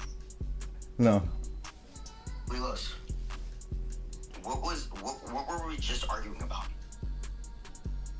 It was getting off topic. You were starting to like talk about if the line of argumentation, if we're allowed to like make arguments in general. Like you were kind of getting into that territory. I want to just stay like on topic. I wasn't. I was specifically on the territory of whether or not it was drifting, man. I could tell it was drifting. Based off of the series, if there's a probable threshold for whether or not it is the case if Sukuna has more polishment, based or specifically the idea. So you want like an actual numerical value? No, that's not what I'm saying. I'm just saying, right, is that there's no probable case that what you're saying is true, that your interpretation no of probable is case true, because there's nothing stated or provided that this is the case, right? In everything. Wait. How is it no probable case when I gave you an example? There's at least one. Like, so you're saying, okay, hold on a second. A probability of 0 means there's no examples at all, even slightly hinting at what I'm saying. But I gave you one already, so it's not a probability of 0. Oh, okay. The example you gave, which was Gojo and Sukuna, we went over, in which I said that I don't think you can prove that that's a good example, because in this specific moment, okay, one, it says sometimes cursed energy is provided. We can't prove in this case that it is. And two... Wait. Sometimes... Wait, hold on. No, like an equal interpretation of that, it's just that refinement is a big deal. So, like, an equal interpretation is him saying, like in this exact text where he says it can also depend on cursed energy. Like, an example where it can depend on cursed energy is when refinement is so equal like refinement's equal, then like her. So so you're saying Gojo and Sukuna have equal refinement? Prove that. Prove that. No, I'm saying I don't have to prove that. I'm saying it could mean this. Okay. If it is that under which you said, and Gojo states that he is. No, I. Why would I have to? I don't have to prove it. I'm saying something else. It could mean. Why would I have to do that? Wait, Lilos, my point is... It's red herring again, bro. You're just trying to change it. Lilos, how is this a red herring? No, because, I mean, you're trying to make me prove things that are not my initial point. It's just to get away from the initial point. It is the initial point, right? Because in this specific situation, the idea would assume that Gojo and Sukuna have any relativity in refinement, right? And in that specific stat, I don't think you can prove they have any relativity. They do. Okay, but like, see, like this is what you're doing. Like you keep trying to get away from the main topic. This is the main point. No, Kenny, I can prove the idea that in this specific scenario, that refinement or polishment is in direct correlation to whether or not somebody has good cursed energy control, right? You would have to demonstrate the idea that Sukuna and Gojo have equal, or Sukuna is nearing equal. Right? No, Kenny, this is the reason why I'm saying this is a red herring is because I've already given a base explanation for this, and you keep wanting me to go deeper. You keep wanting me to explain something I've already explained further and further. And if I do that, it's going to take us away from the main topic. That's like, I know it sounds similar, and I know you can track the debate. That's why I'm saying this. I'm saying it's a red herring because even though it sounds similar, me explaining these concepts is taking the debate in a different direction. That's in the same direction. No, it's not. The main direction we should be focused on is, can Yuta survive on his own? Can he survive a domain battle against 15 Finger Sukuna? You haven't said anything about that. Like everything you're doing is red herring tactics. Because I asked who would win the domain clash. You said Sukuna. You gave points. We argued over those points like any other argument. No, that's fine. That's fine. Yes, it's fine to argue over the points. That's fine. What I'm saying is, I can tell what you're doing. You're trying to get it away from Yuta. That everything you're doing is trying. Getting it away from Yuta. Yes, you are. I originally started on an agnostic position for whether or not base Yuta could or couldn't survive a domain clash with Sukuna, right? But no. Like, hold on, Kenny. That's a very sly way of doing that. But you're not supposed to take an agnostic position here. You're the one who's supposed to say Yuta would win. If you don't... No. That's not true because I tried to get us back on the main point of what I originally said. Wait. Hold on. Wait, Kenny. No, that's the whole debate we're having. It's not your... Like, you in this debate are not actually allowed to take that stance. You're not allowed to say, maybe he would survive the domain clash, maybe what. No, you cannot do that. You have to say that Yuta would win. Stop. I said my original premise at the start of the debate was that 5-minute full power Rika mode Yuta. No, you did not say that at the start. You said that Sendai Yuta. We got further in the debate, and multiple times I was like, yeah, I'm talking about like the Rika, the 5-minute mode Rika variation, because I think it's in reference to Yuta's full power. All of these statements, right? And that's what I'm referencing. Okay, and but I think this variation, you can't tell me, like, you can't also sit there and tell me, yeah, bro, when you're talking about like how you think Yuta would beat Sukuna, you're not specifically talking about the thing you said multiple times you were specifically talking about. Like, well, no, I mean, I can rewind the debate. It's a live stream. I can literally right now rewind it and then listen to what you said. I don't think you started the debate by saying specifically 5-minute mode Yuta can beat 15 Finger Sukuna. I think you said Sendai. Before we got to the domain part, I stated multiple times that I'm referencing 5-minute mode Rika. I mean, dude, I can't. I mean, bro, I can literally rewind, put it on speaker, and then we can just listen to what you said. But no. Before this point, sure, let's do it. I could do it, but that again, I think is just another way to waste time. I specifically said I didn't want to get onto this point, and we could go back and look at that too. Is I said I'm just gonna take the agnostic stance because I really don't care. But no, you can't. Like, okay. Either way, you're base Yuta. I said, but my main point is referencing 5-minute mode Yuta. So let's just go off of that point. And you were like, no, let's stay here. Let's talk about this. Well, because because my premise was that 15-finger Yuji Kuna is more likely to beat Sendai Yuta. Sendai Yuta includes base Yuta. It's fine. Everything, like, you can't get upset with me for arguing my point. I'm just saying my point. You know, there's nothing wrong with that. Your point was directly in contention against my main premise for one. But no, I think you're changing stuff, bro. Because like, if you had started the debate by saying I specifically think 5-minute mode Yuta is above 15-finger Sukuna, that's a different debate in general. No, it's wow. Okay, ready? If I say no, it is. I mean, those are objectively different words. Let me explain. If I say I'm not sure why you're saying wow to that. That's objectively a different argument, right? Let me finish. I could go about this in two ways, which is that one is specifically even on my tier list that you've looked at multiple times that we've talked about, right? I specifically have, right, Yuta with the ring and 5-minute mode above Sukuna. That's one. Okay. And and two, if I'm talking about a character, why wouldn't I be referencing their strongest possible form? Because they don't start in that mode. That's not all there is to Yuta. I mean, we see multiple examples of Yuta starting fights in base. If I'm talking, right, why wouldn't the assumption be, right, especially... Well, I mean, Kenny, if you wanted to make that argument, that should have been your initial premise. You should have just said, look, I'm only talking about 5-minute mode Yuta. You were the one who did not, like, start like that. Like I said, Lilos.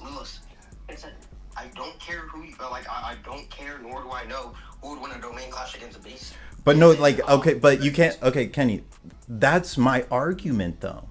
Oh, okay. So, like, if you don't...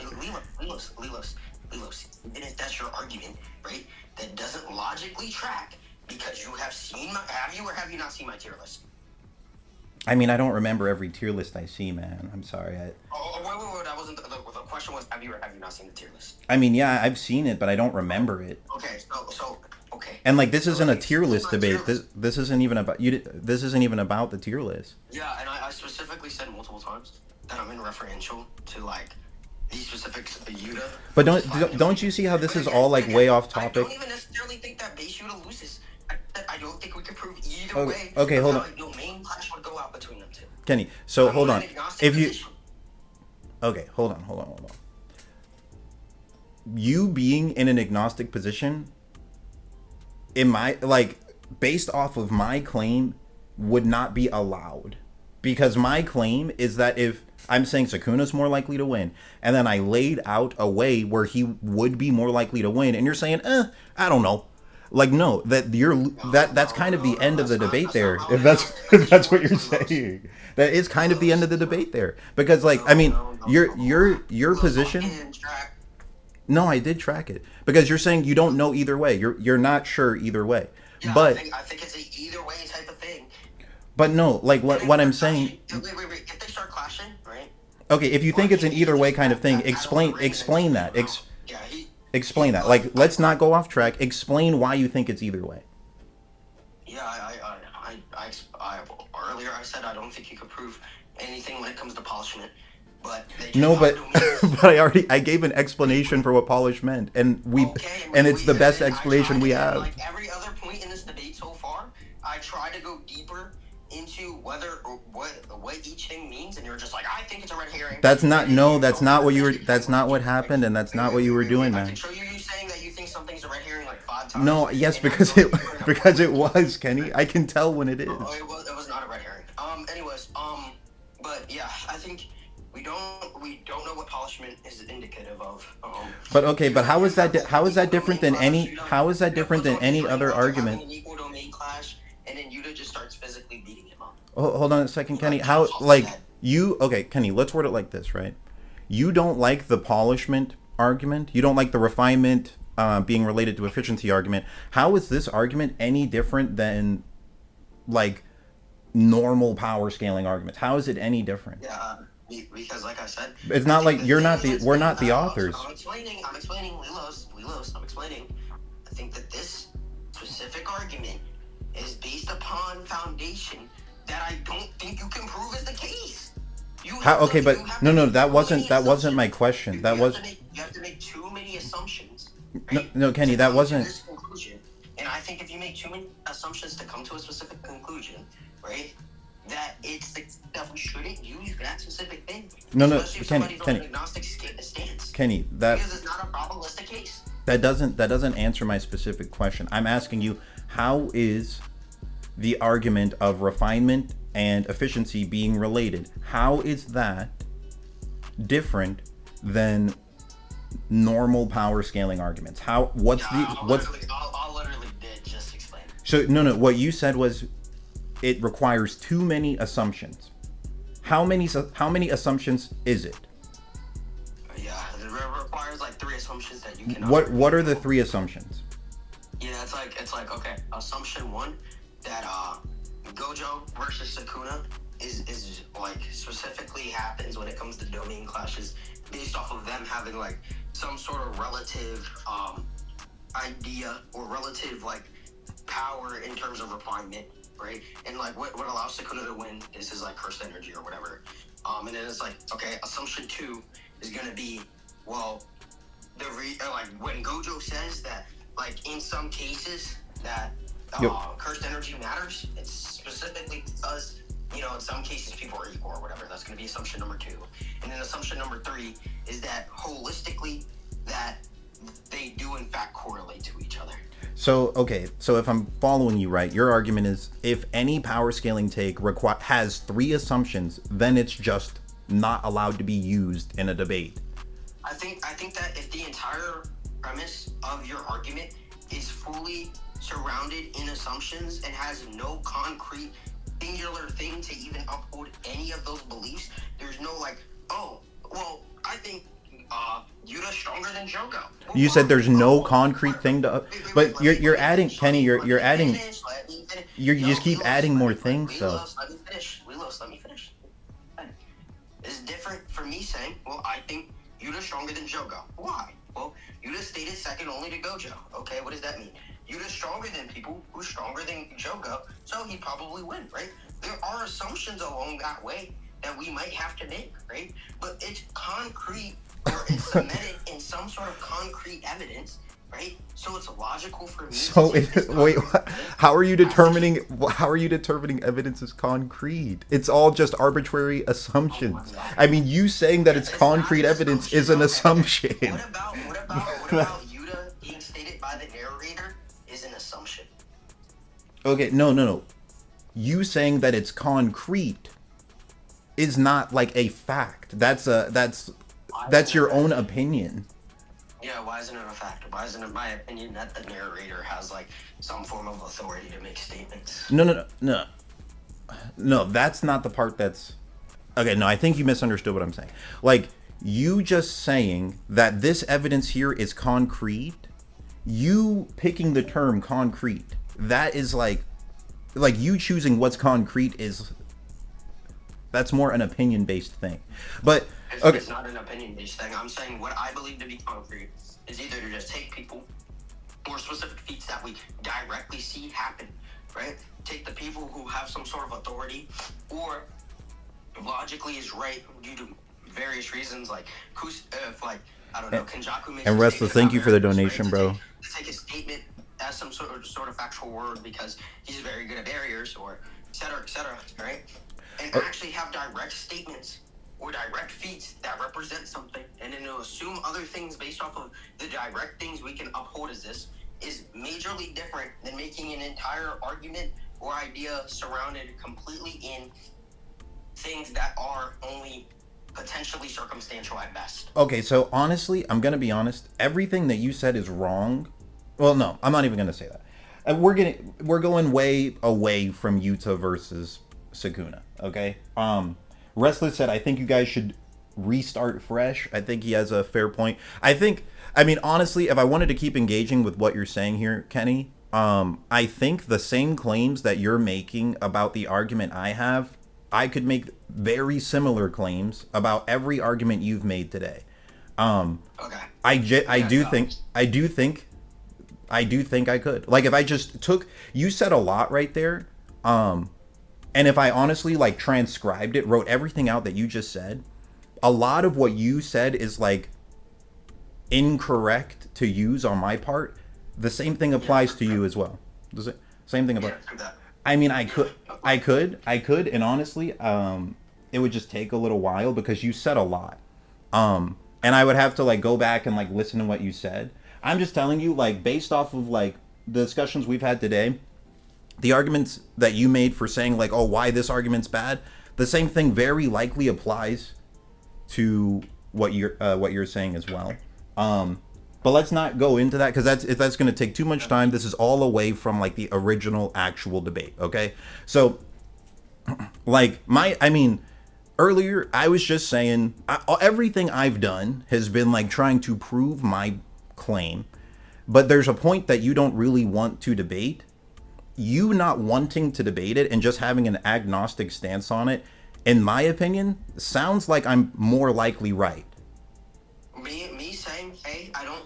The reason I specifically have an agnostic stance is I don't think anybody's right because I don't think there's any specific thing to be tied to this, right? Isn't me saying, oh, I think you're right. Like, it's no. It's fine. It's fine if you don't think so. It's fine if you don't think so. But since you're not really able to debunk what I'm saying, it's more likely that I am correct. Yeah, my debunk is just that nothing you said is factual. There's no definitive. Again, Kenny, we are not the authors. Okay, it's not like we're not. You don't need to be the author to read what the author says and make arguments based off of what the author says. But it's that's what I mean. That's what we're doing. That's what we're both doing. To make an entire argument just based off of vibes. It's not vibes. I mean, there's not a single author statement or like character statement that is implicative of what you're saying. No, I mean, I've explained it a few times, but if you're not understanding the argument, just saying it's vibes is not fair. You're not understanding an argument. Okay, that's all. I can say your entire argument back to you if you'd like. I understand it very clearly. I just don't. Okay, let's hear it. Let's hear it. Your argument is based around the idea that Gojo says that there are three things that is based off of domain clashes. It's going to be polishment, it's going to be environment, and it's going to be cursed energy amount. Yes or no? No. Is that not how you started off your No, you're misunderstanding. Oh, so you want me to go back in the recording and find where you started? No. I mean, you're genuinely misunderstanding it. So, like I had said earlier, that the environment, like that's not the thing to focus on because we never really see like. I don't care if we have to focus on it or not. Well, no, I mean you just asked. No, Kenny, I mean, you just proved my point. Because I said, I think you're misunderstanding the argument. And then you said, oh, I can repeat it to you. And then you repeated it wrong. Like, the main point... The literal start of your argument is based around Gojo's statement. And Gojo has environment as a part of that thing. I mean, right? But no, like, that's fine. That's fine. I mean, and I think this is just more further proving my point. Like, you can say things that make it sound like you're kind of getting what I'm saying, and that's good. But you're clearly missing a few pieces here because that's not like the main idea. Did I miss in my first statement saying that your argument was based off of Gojo's? Yeah, the what you missed is you listed the things wrong. Like the main. So my argument. What? You did, yeah. So like the main things that would lead you to being more successful in a domain clash, it's the refinement, the cursed energy, and then the barrier skill. I this whole time I haven't like focused on the barrier skill. What? Yeah, you see, like you're kind of proving my point. You think barrier skill is different than refinement? Yeah, Kenny, you're really proving my point. Yeah. Yes, I said that earlier. Why is barrier skill different from refinement? Because like, I mean, the Gojo vs Sukuna fight shows us this, Kenny. Wait. No. You see, like this is what I'm saying. You were misunderstanding my argument. No. You were.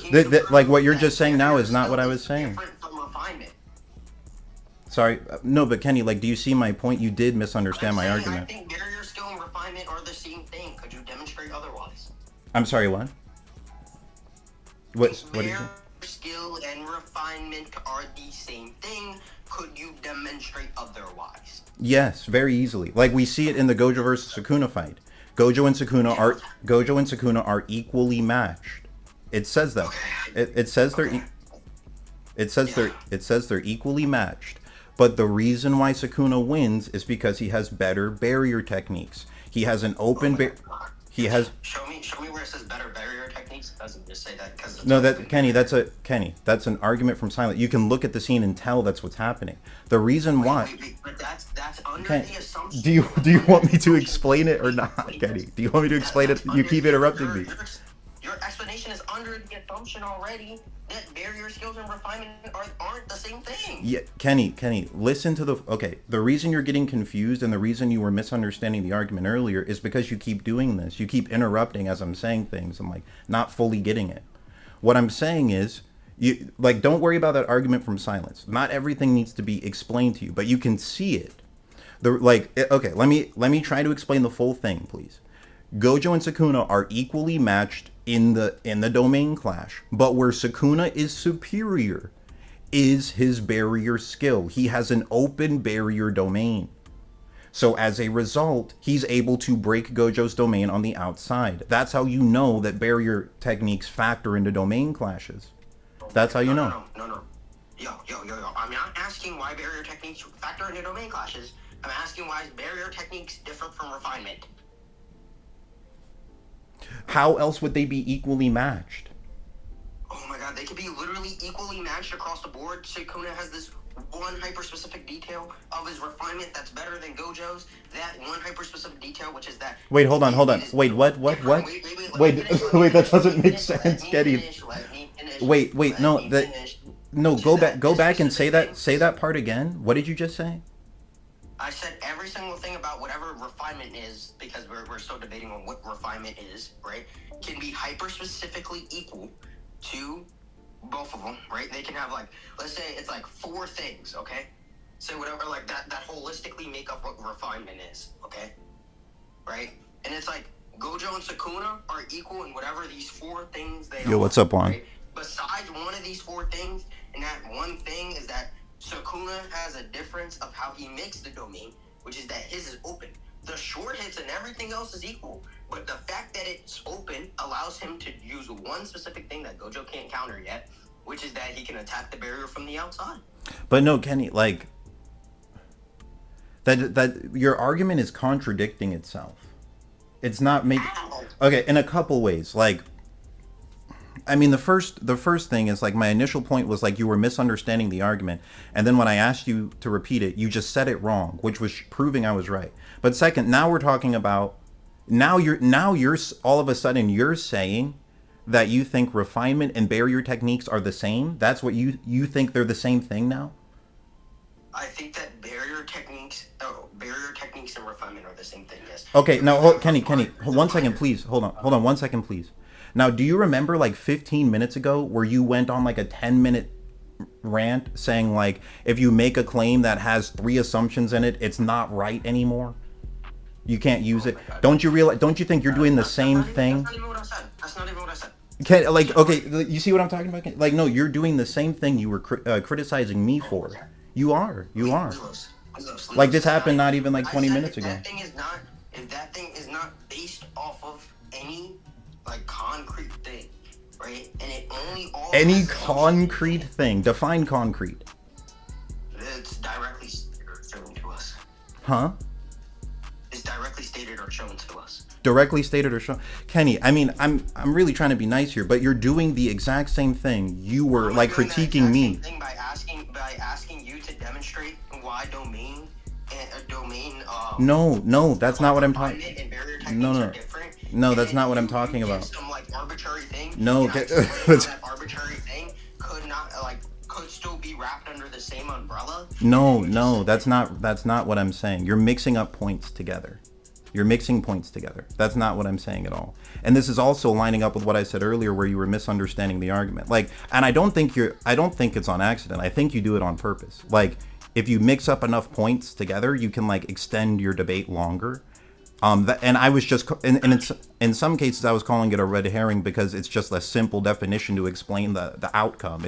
It keeps you away from the main point. But like now you've gone a bit too far with it because now you're like contradicting yourself. You're doing the same thing you were criticizing me for doing just a few moments ago. Okay. How am I doing this thing? So you're making the assumption that barrier skill and refinement are the same thing. You're making that assumption. No, I'm not. See, and wrong. Not sure. You just said that they were the same thing. You just said they were the same thing. You made the assertion, right? But no, Kenny, you just said it. You just... Refinements were different. I asked, well, why aren't they the same thing? What's going to be the difference between the two? You gave two arbitrary things of how it could be different, and then I gave a response back of, well, these things could still be the case. No, I think if I rewind 5 minutes, I can literally hear you saying, I think barrier skills and refinement are the same thing. And then you started speaking more. I can think that thing. That doesn't mean I'm asserting it. So, okay, then... You see, this is the red herring stuff I'm talking about. So, like, you're spending all this time talking... It's not a red herring. Kenny, you're spending all of this time talking about things that now you're saying you're not asserting it? Oh my god. So you're not even asserting the idea that barriers and refinement are the same, and you want to spend 20 minutes talking about it? Lilos, you're on the assertion. I'm giving another interpretation to your assertive claim. Could you demonstrate why your assertive claim is more probable than mine? Kenny, I'm going to be honest. You are really good at red herrings, bro. I'm not going to lie. Like, I think out of anyone I've spoken to, you're the best at red herrings. Because, like, you'll do them so sly. Like, we'll just be talking about something, and then you'll take, like, one word I say, and then get, like, a whole other debate completely away from the original topic. And have it go 20, 30 minutes. It'll sound similar. But you've done all of this to avoid the simple fact that Yuta without Rika is most likely getting slammed in a domain clash by Sukuna. You're good at this. I'm not gonna. You are really good at red herrings. I will admit that. You're very good at it. Lilos, if you don't have anything else like you want to talk about, you can move on to other people because I know a lot of people here want to debate. I don't think we're like progressing anywhere. No, I mean it could keep going, but yeah. I mean, like, dude, for the past like hour and a half, all I was trying to talk about was. So if Sukuna domain clashes with base Yuta, he's more likely to win. And you've done a good job spending an hour and a half avoiding that. You've done a good job of that. I will admit. I have to admit that. You've done a really good job of it. I will admit it. But like I said, I don't think we're progressing anywhere. So you could just because I mean you're good at avoiding the main. You're good at avoiding the main topic, man. Like very good at it. No, that was my main point. But like I have to admit it. Like you spent a good hour or so like not addressing that. And I think that's pretty impressive, like your ability to just like keep a debate going without ever actually touching the main point. And I was really trying to get you on the main point the whole time, but you just like kept taking it away from it. But I mean, yeah, I mean, I'm fine to keep going a bit longer because like this whole time you haven't given a claim as to how Yuta could win that. Like your whole argument has just been, oh well, you can't prove that Sukuna would be better at refinement. Like the definition you gave for refinement, you can't prove it's true. And I'm like, but it's the only interpretation we have. And you're like, oh well, it's not a concrete one. And it's the only interpretation that's been brought forth doesn't mean it's a correct. And you don't have another one though. And it's I don't need to give another one. My argument is based around the idea there doesn't need to be another one. There doesn't need to be another one. So you're vibe scaling it, huh? No, I'm not vibe scaling. I specifically. What's the difference between what you're saying and vibe scaling? Okay, wait. Lilos. I'm just saying we do not know. Restless, thank you for another donation. You said, do you guys have a judge? No, there's no judge, bro. There's no judge. Sorry, I had to read Restless's donation before it like vanished. Yeah. Oh, sorry, I thought you were talking about. Oh no. Yeah. Thanks for the donation, Restless. There's no judge, bro. But no, I mean, Kenny, I'm giving you like proper respect there, man. Because I mean, I've been really trying to get you to like speak about this point, but you're doing a good job of just like refusing to talk about it in any way. And what's interesting about it is like you're saying the arguments you're making, you can't use them because they're not concrete proven, and then at the same time you're using arguments that are not concrete proven either. Using something that's concrete. I just think no, you're not. Wait. I'm just saying whatever the case may be. The author says Yuta's the second strongest, so whatever. But that's irrelevant. That's irrelevant to my point. That's not my point. I just explained. Whatever that case may be, Yuta would win the domain clash, or would. But you haven't. Some variation to where the domain clash wouldn't matter. But logically speaking, speaking, it's the height of Jiu-Jitsu. So obviously speaking, if he's the second only to Satoru Gojo, then he would then therefore have, in this specific capacity, to a 15-finger Sukuna, be better at domain clashes. Okay, so now you're finally talking about it. Okay, like I've been trying for an hour and a half to get you to talk about it, but this whole time you spent an hour and a half like avoiding it by criticizing like an interpretation and then using interpretations that were relatively what's the word I could say? Relatively like not provable. Like relatively just making things up, low-key. So I think that's interesting how you're able to do that.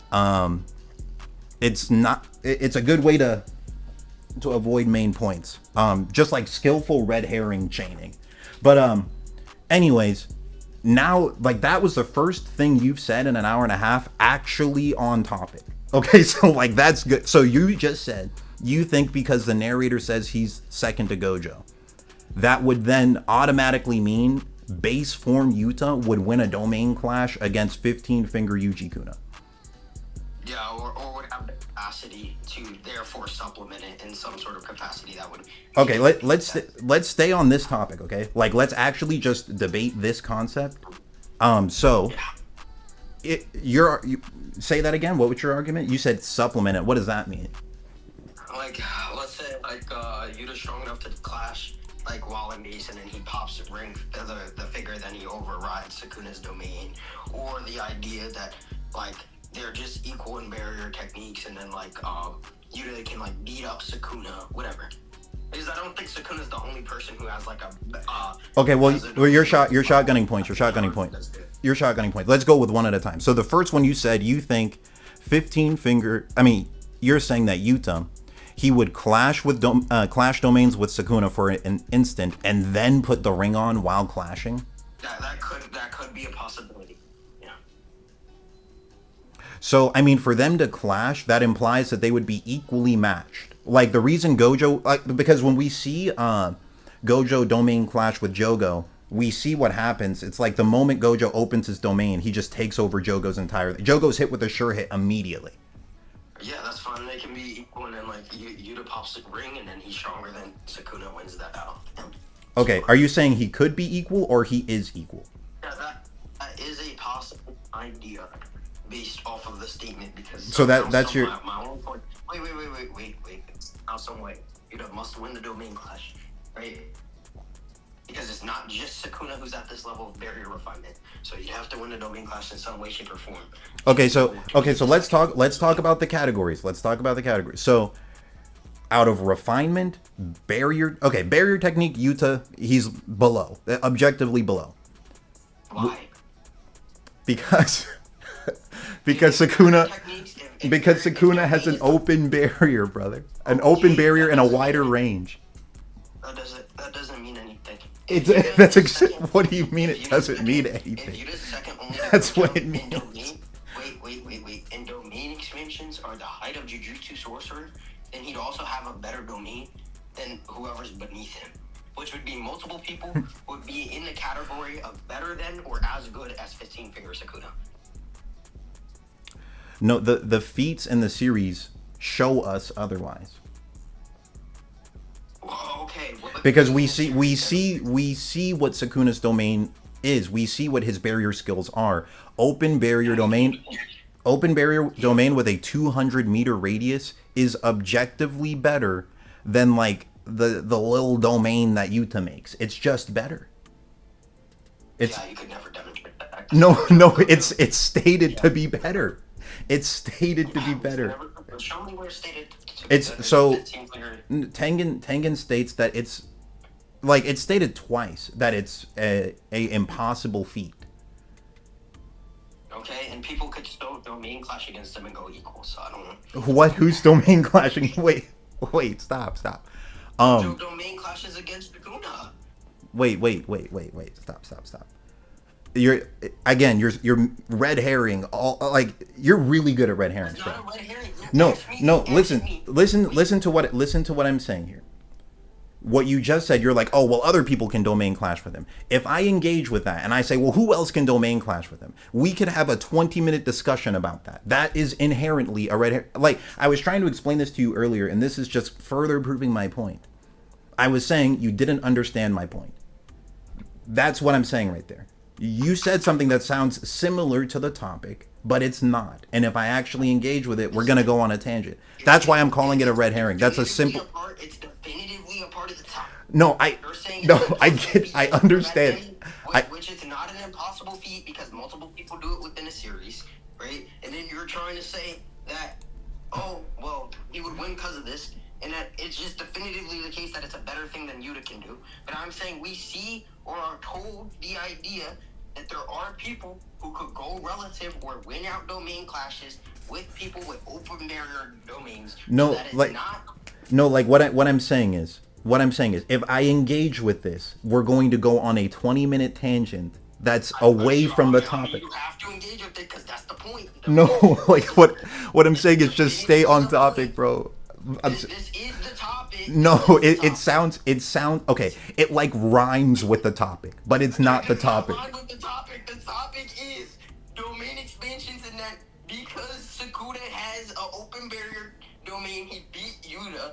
But we see other people state or show that they can go relative with those domains, right? No, Kenny, bro, Kenny, no, I know what you're doing, bro. Like, if I actually talk about this, it's gonna be 20 minutes about other stuff. I know what you're doing, bro. Cause like now I'm starting to forget what my point was, bro. The most on point, like I think any debate could possibly be. No, bro. I know, Kenny. I can see. I've seen you do this a bunch of times. I know what you're doing, bro. Cause like. Now I'm starting to forget what my point even was now. You see what you did, Kenny? I don't even remember it. What did I even say a few moments ago, bro? Oh my god. Because you're doing your red herring domain expansion, bro, and I keep Chacho, this isn't a red herring. It is, Kenny. I can tell. Lilos, this is literally a part of the debate. The debate is about domain expansions. No, bro. Okay. So I think the point I had just made was that open barriers with a 200-meter radius is a better barrier technique than what Yuta has. That was my point. Okay. That's not necessarily the case because we see other barrier techniques multiple times either be stated or shown to beat out, go relative, or contend against open barrier techniques. No, that's not. What do you mean, bro? What do you mean? Who? Okay. You're talking about Gojo? Yeah. Yuta's not Gojo, bro. Not just Gojo. We can go on the list. Gojo, Yujo. That's Gojo's body, bro. That's Gojo's body, bro. Wait. Prove that's not like Yuta's refinement skills. What? Bro, he's using the 6 eyes, bro. Again, you can never demonstrate that the 6 eyes makes it like better domain refinement. But again, it doesn't matter because it happens multiple times, no matter the extenuating circumstance.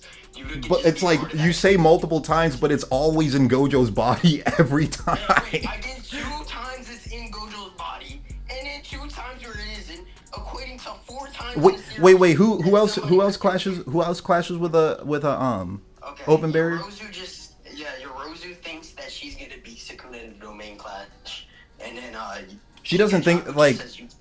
Oh, sorry. Go ahead.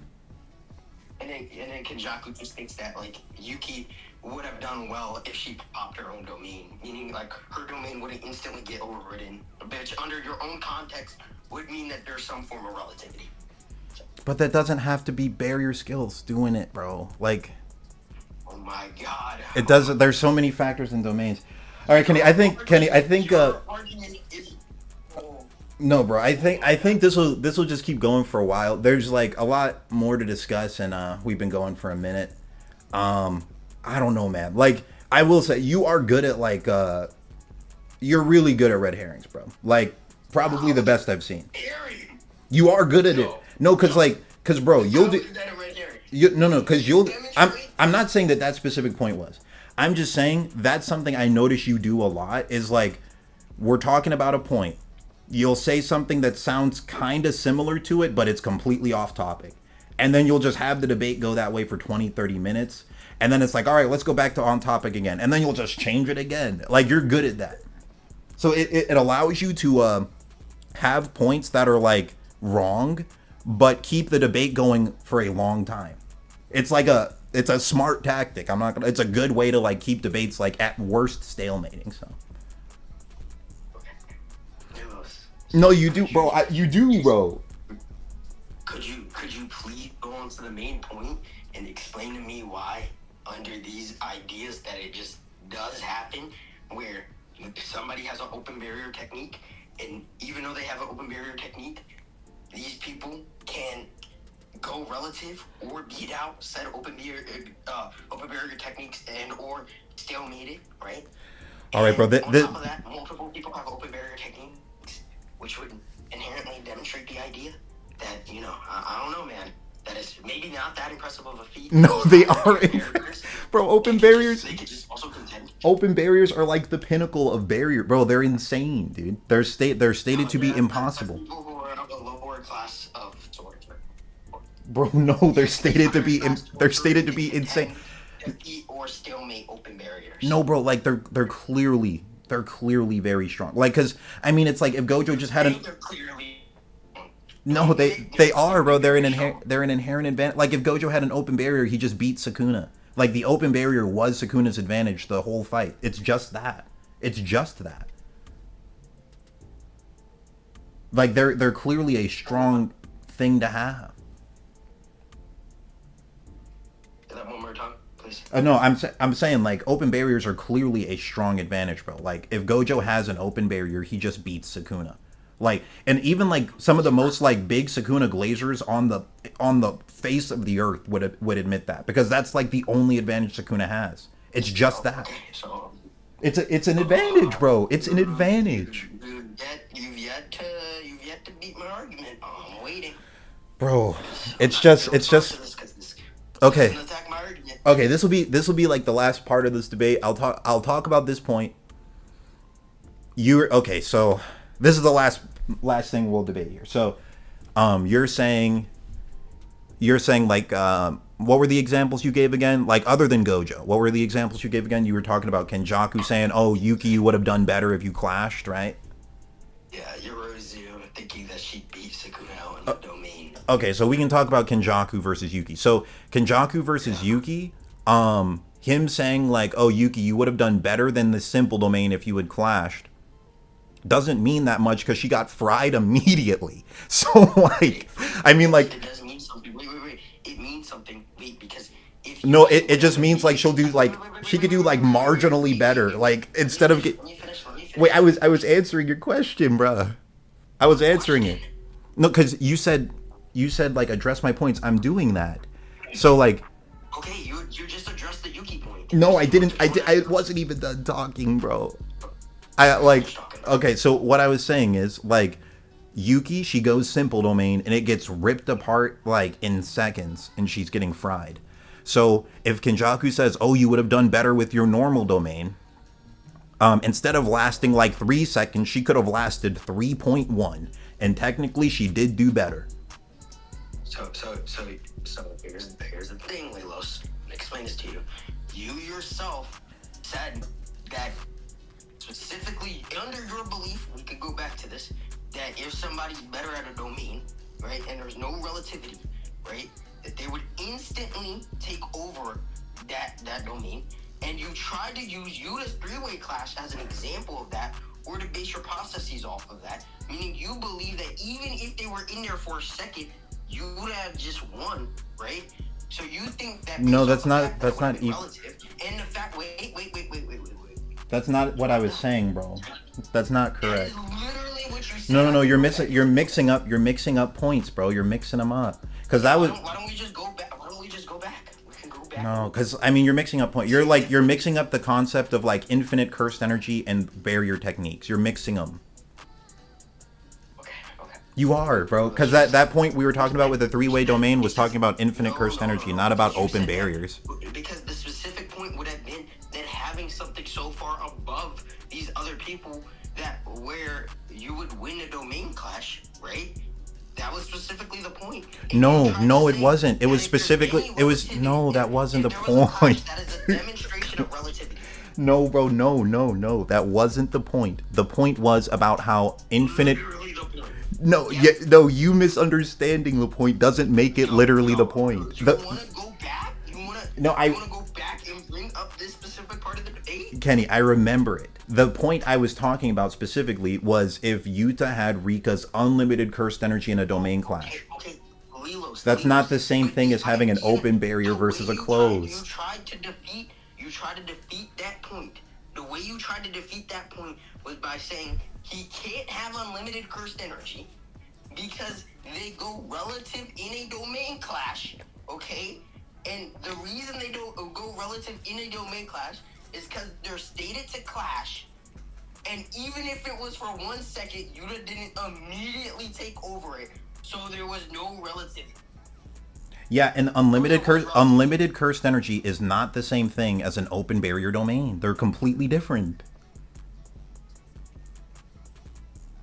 Lilos, the argument still applies. No, it doesn't. No, it doesn't. Your argument is even No, if for a bro. second, there's some form of relativity. But wait. No, bro, it's not the same you can't just say that unlimited cursed energy and open barrier domains are the same thing. They're not.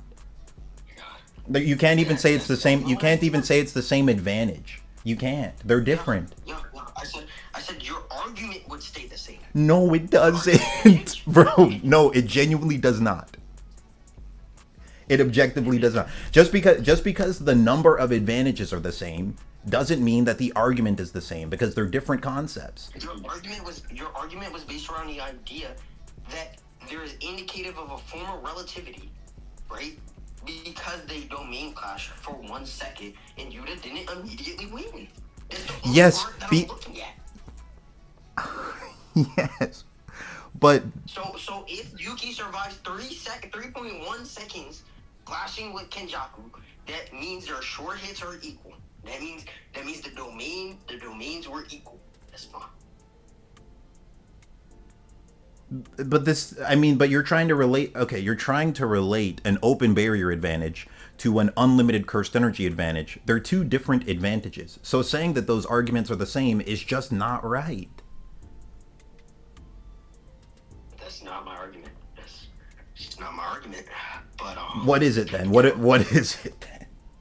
The argument is you think that showing 1 second of relativity or 1 second of clashing is indicative of relativity, then 3.1 seconds would definitely be some form of relativity.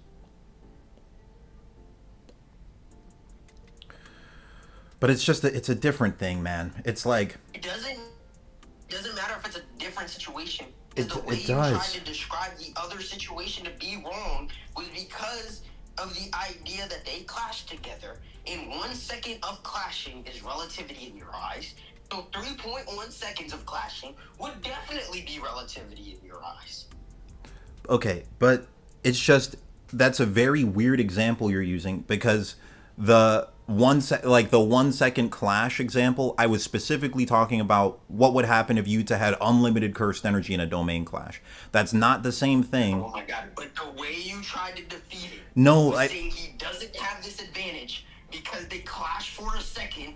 If they clash for a second, they're relative, okay?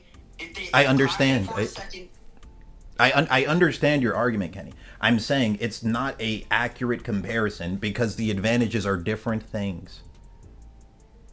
oh my god. They just are. They just are. I understand your I don't argument. think you understand it.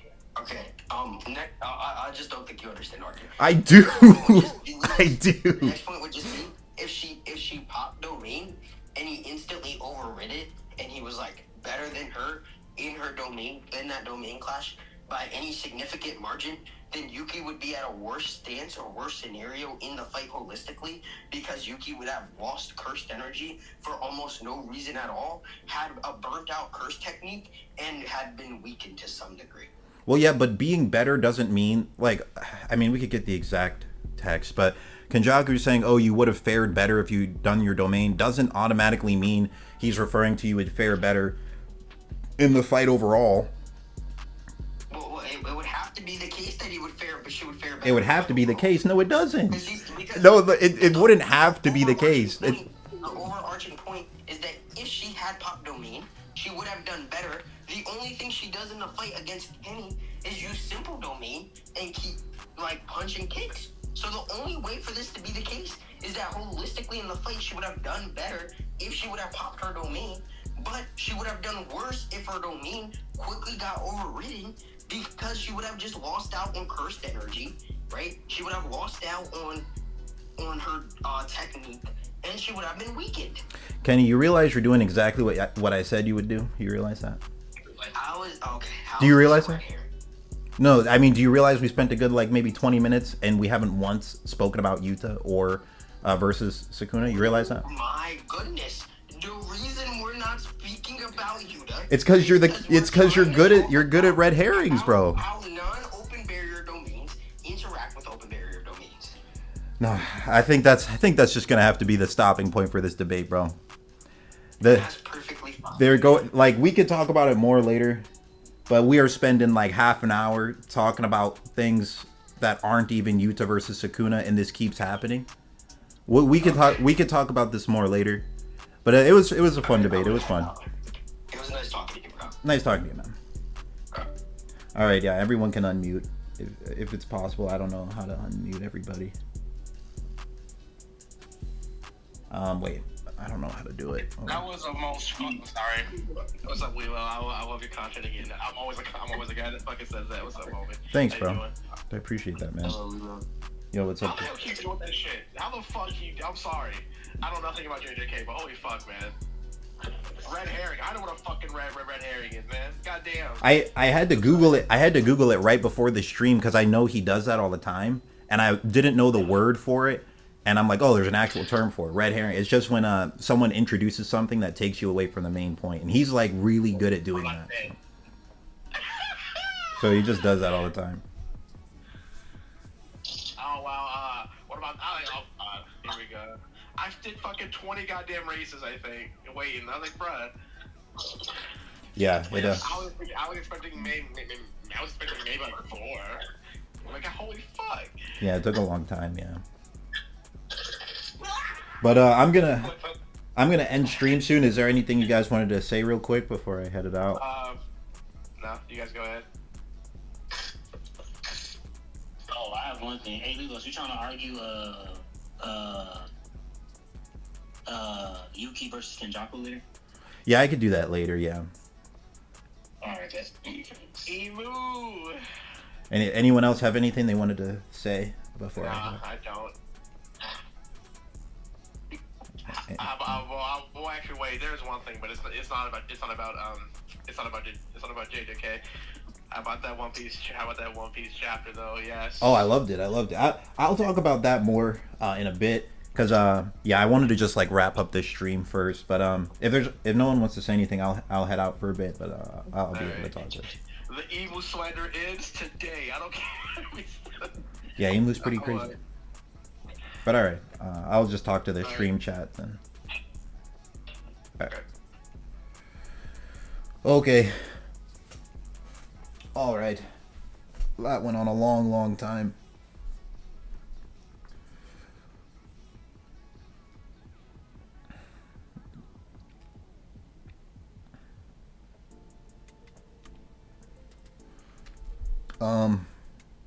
Chat, what did you guys think about all that? Let me read the chat. Kenjaku probably could make that binding vow. I'm not sure what you guys are talking about. Maybe some other kind of thing.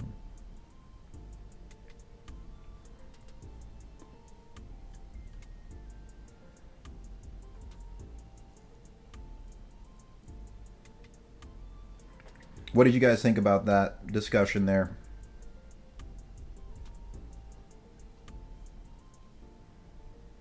I'm not even seeing people talk about it. No one's saying anything about it. They're just like, well, I actually turned the stream off and fell asleep.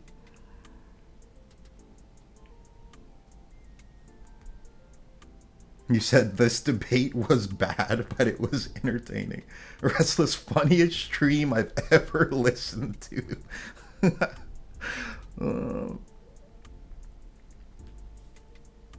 You said respectfully, Lilos, that was a tough debate. Had literally 0 good points.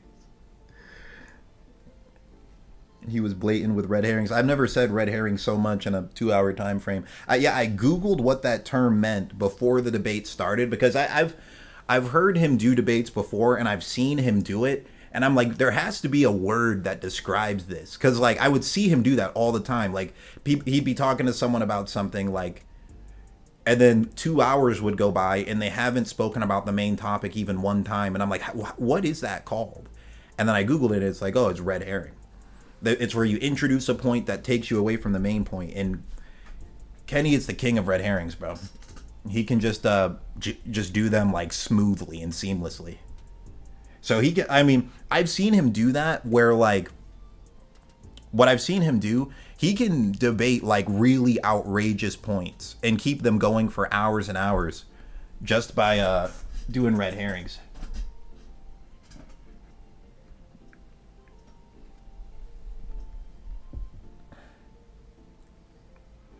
Lilo basically told him, you're super good at not debating my point, man. Bro, no, he is, I mean, he's just good at, like, keeping it off the topic, bro. Like, super good at that. I think, actually, the best I've seen at that is him.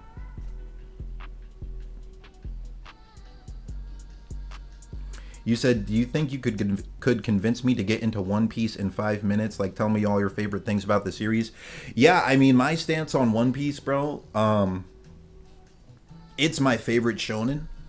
I think that the lore in One Piece is like immaculate and very impressive. It just kind of does a lot of things great, and it doesn't really have like any bad arcs, right? Like when it comes to One Piece, like its worst arc is still like pretty good, and the consistency of it is like insane. I had spoken to someone about it, like a lot of other manga, like once they hit like around chapter 200, they like kind of struggle a bit. Like there's like typically like a noticeable decline in the overall quality of the story.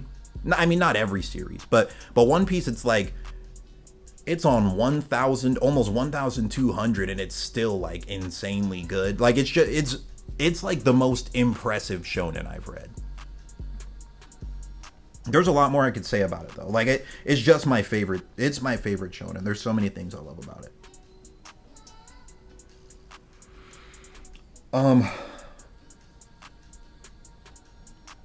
All right, man. I think that's it for this stream though.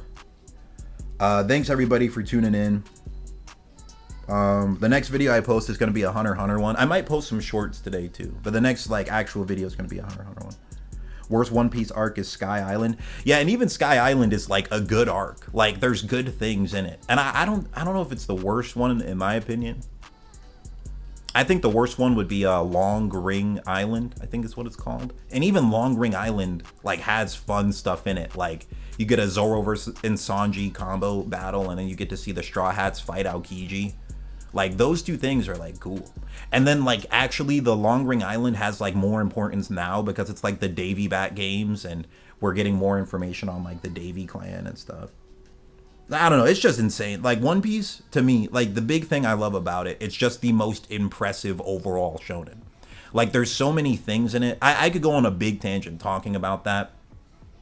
But like like here's one example. Like in Naruto, one of like the most hyped up things in Naruto was like the reveal of Madara. And the reason why that was so impressive was because Madara was talked about since like the start of the series, and then you don't actually see Madara in action until like chapter 400 or something. So it took like 12 real life years before we actually saw this thing happen. One Piece legitimately has like 15 different things just like that. Like I mean, like, just off the top of my head, some good examples. And it's like, it's hidden in there, like, very well. Like, off the top of my head, some examples is, Gold Roger's real name. Like, it's hinted at, like, really early on. All the old characters refer to him as Gold D. Roger. But, like, his bounty posters and all the young people call him Gold Roger. And then, like, chapter 600 or so, they say, oh, and his name's actually really Gold D. Roger. They, like, hid the D initial. That's one example. Another one is, like, the introduction of Kaido. He's first mentioned, like, in the early 100s, and we don't see him until chapter 800 something. Like, there's a bunch like that, a bunch of stuff like that. I don't want to say too many because I don't want to spoil things for people who are, like, not reading One Piece yet, but there's, like, legitimately, no joke, like 15 things like that. I mean, another one is I talked about this in a video, is like during Marineford you see Bonnie crying when she's watching the war on TV and you don't know why, and then like 500 chapters later it's revealed that, like, her father was involved in that, and you're like, oh, that's why she's crying. Like, that kind of thing happens over and over and over again in One Piece, and it just becomes, like, really impressive. It's one of the series where, like, the more you reread it, like, you just notice, like, crazier and crazier stuff. Yeah, Ty, that's, like, a good way to put it. The payoffs in One Piece are insane, bro. And it also is just, like, a different thing if you've been reading it for a really long time. Like, because to me, it's like, that's the series I've been reading the longest. I started, like, it's like some of my earliest memories are, like, watching and reading that. So it's just, I've been seeing it a long time.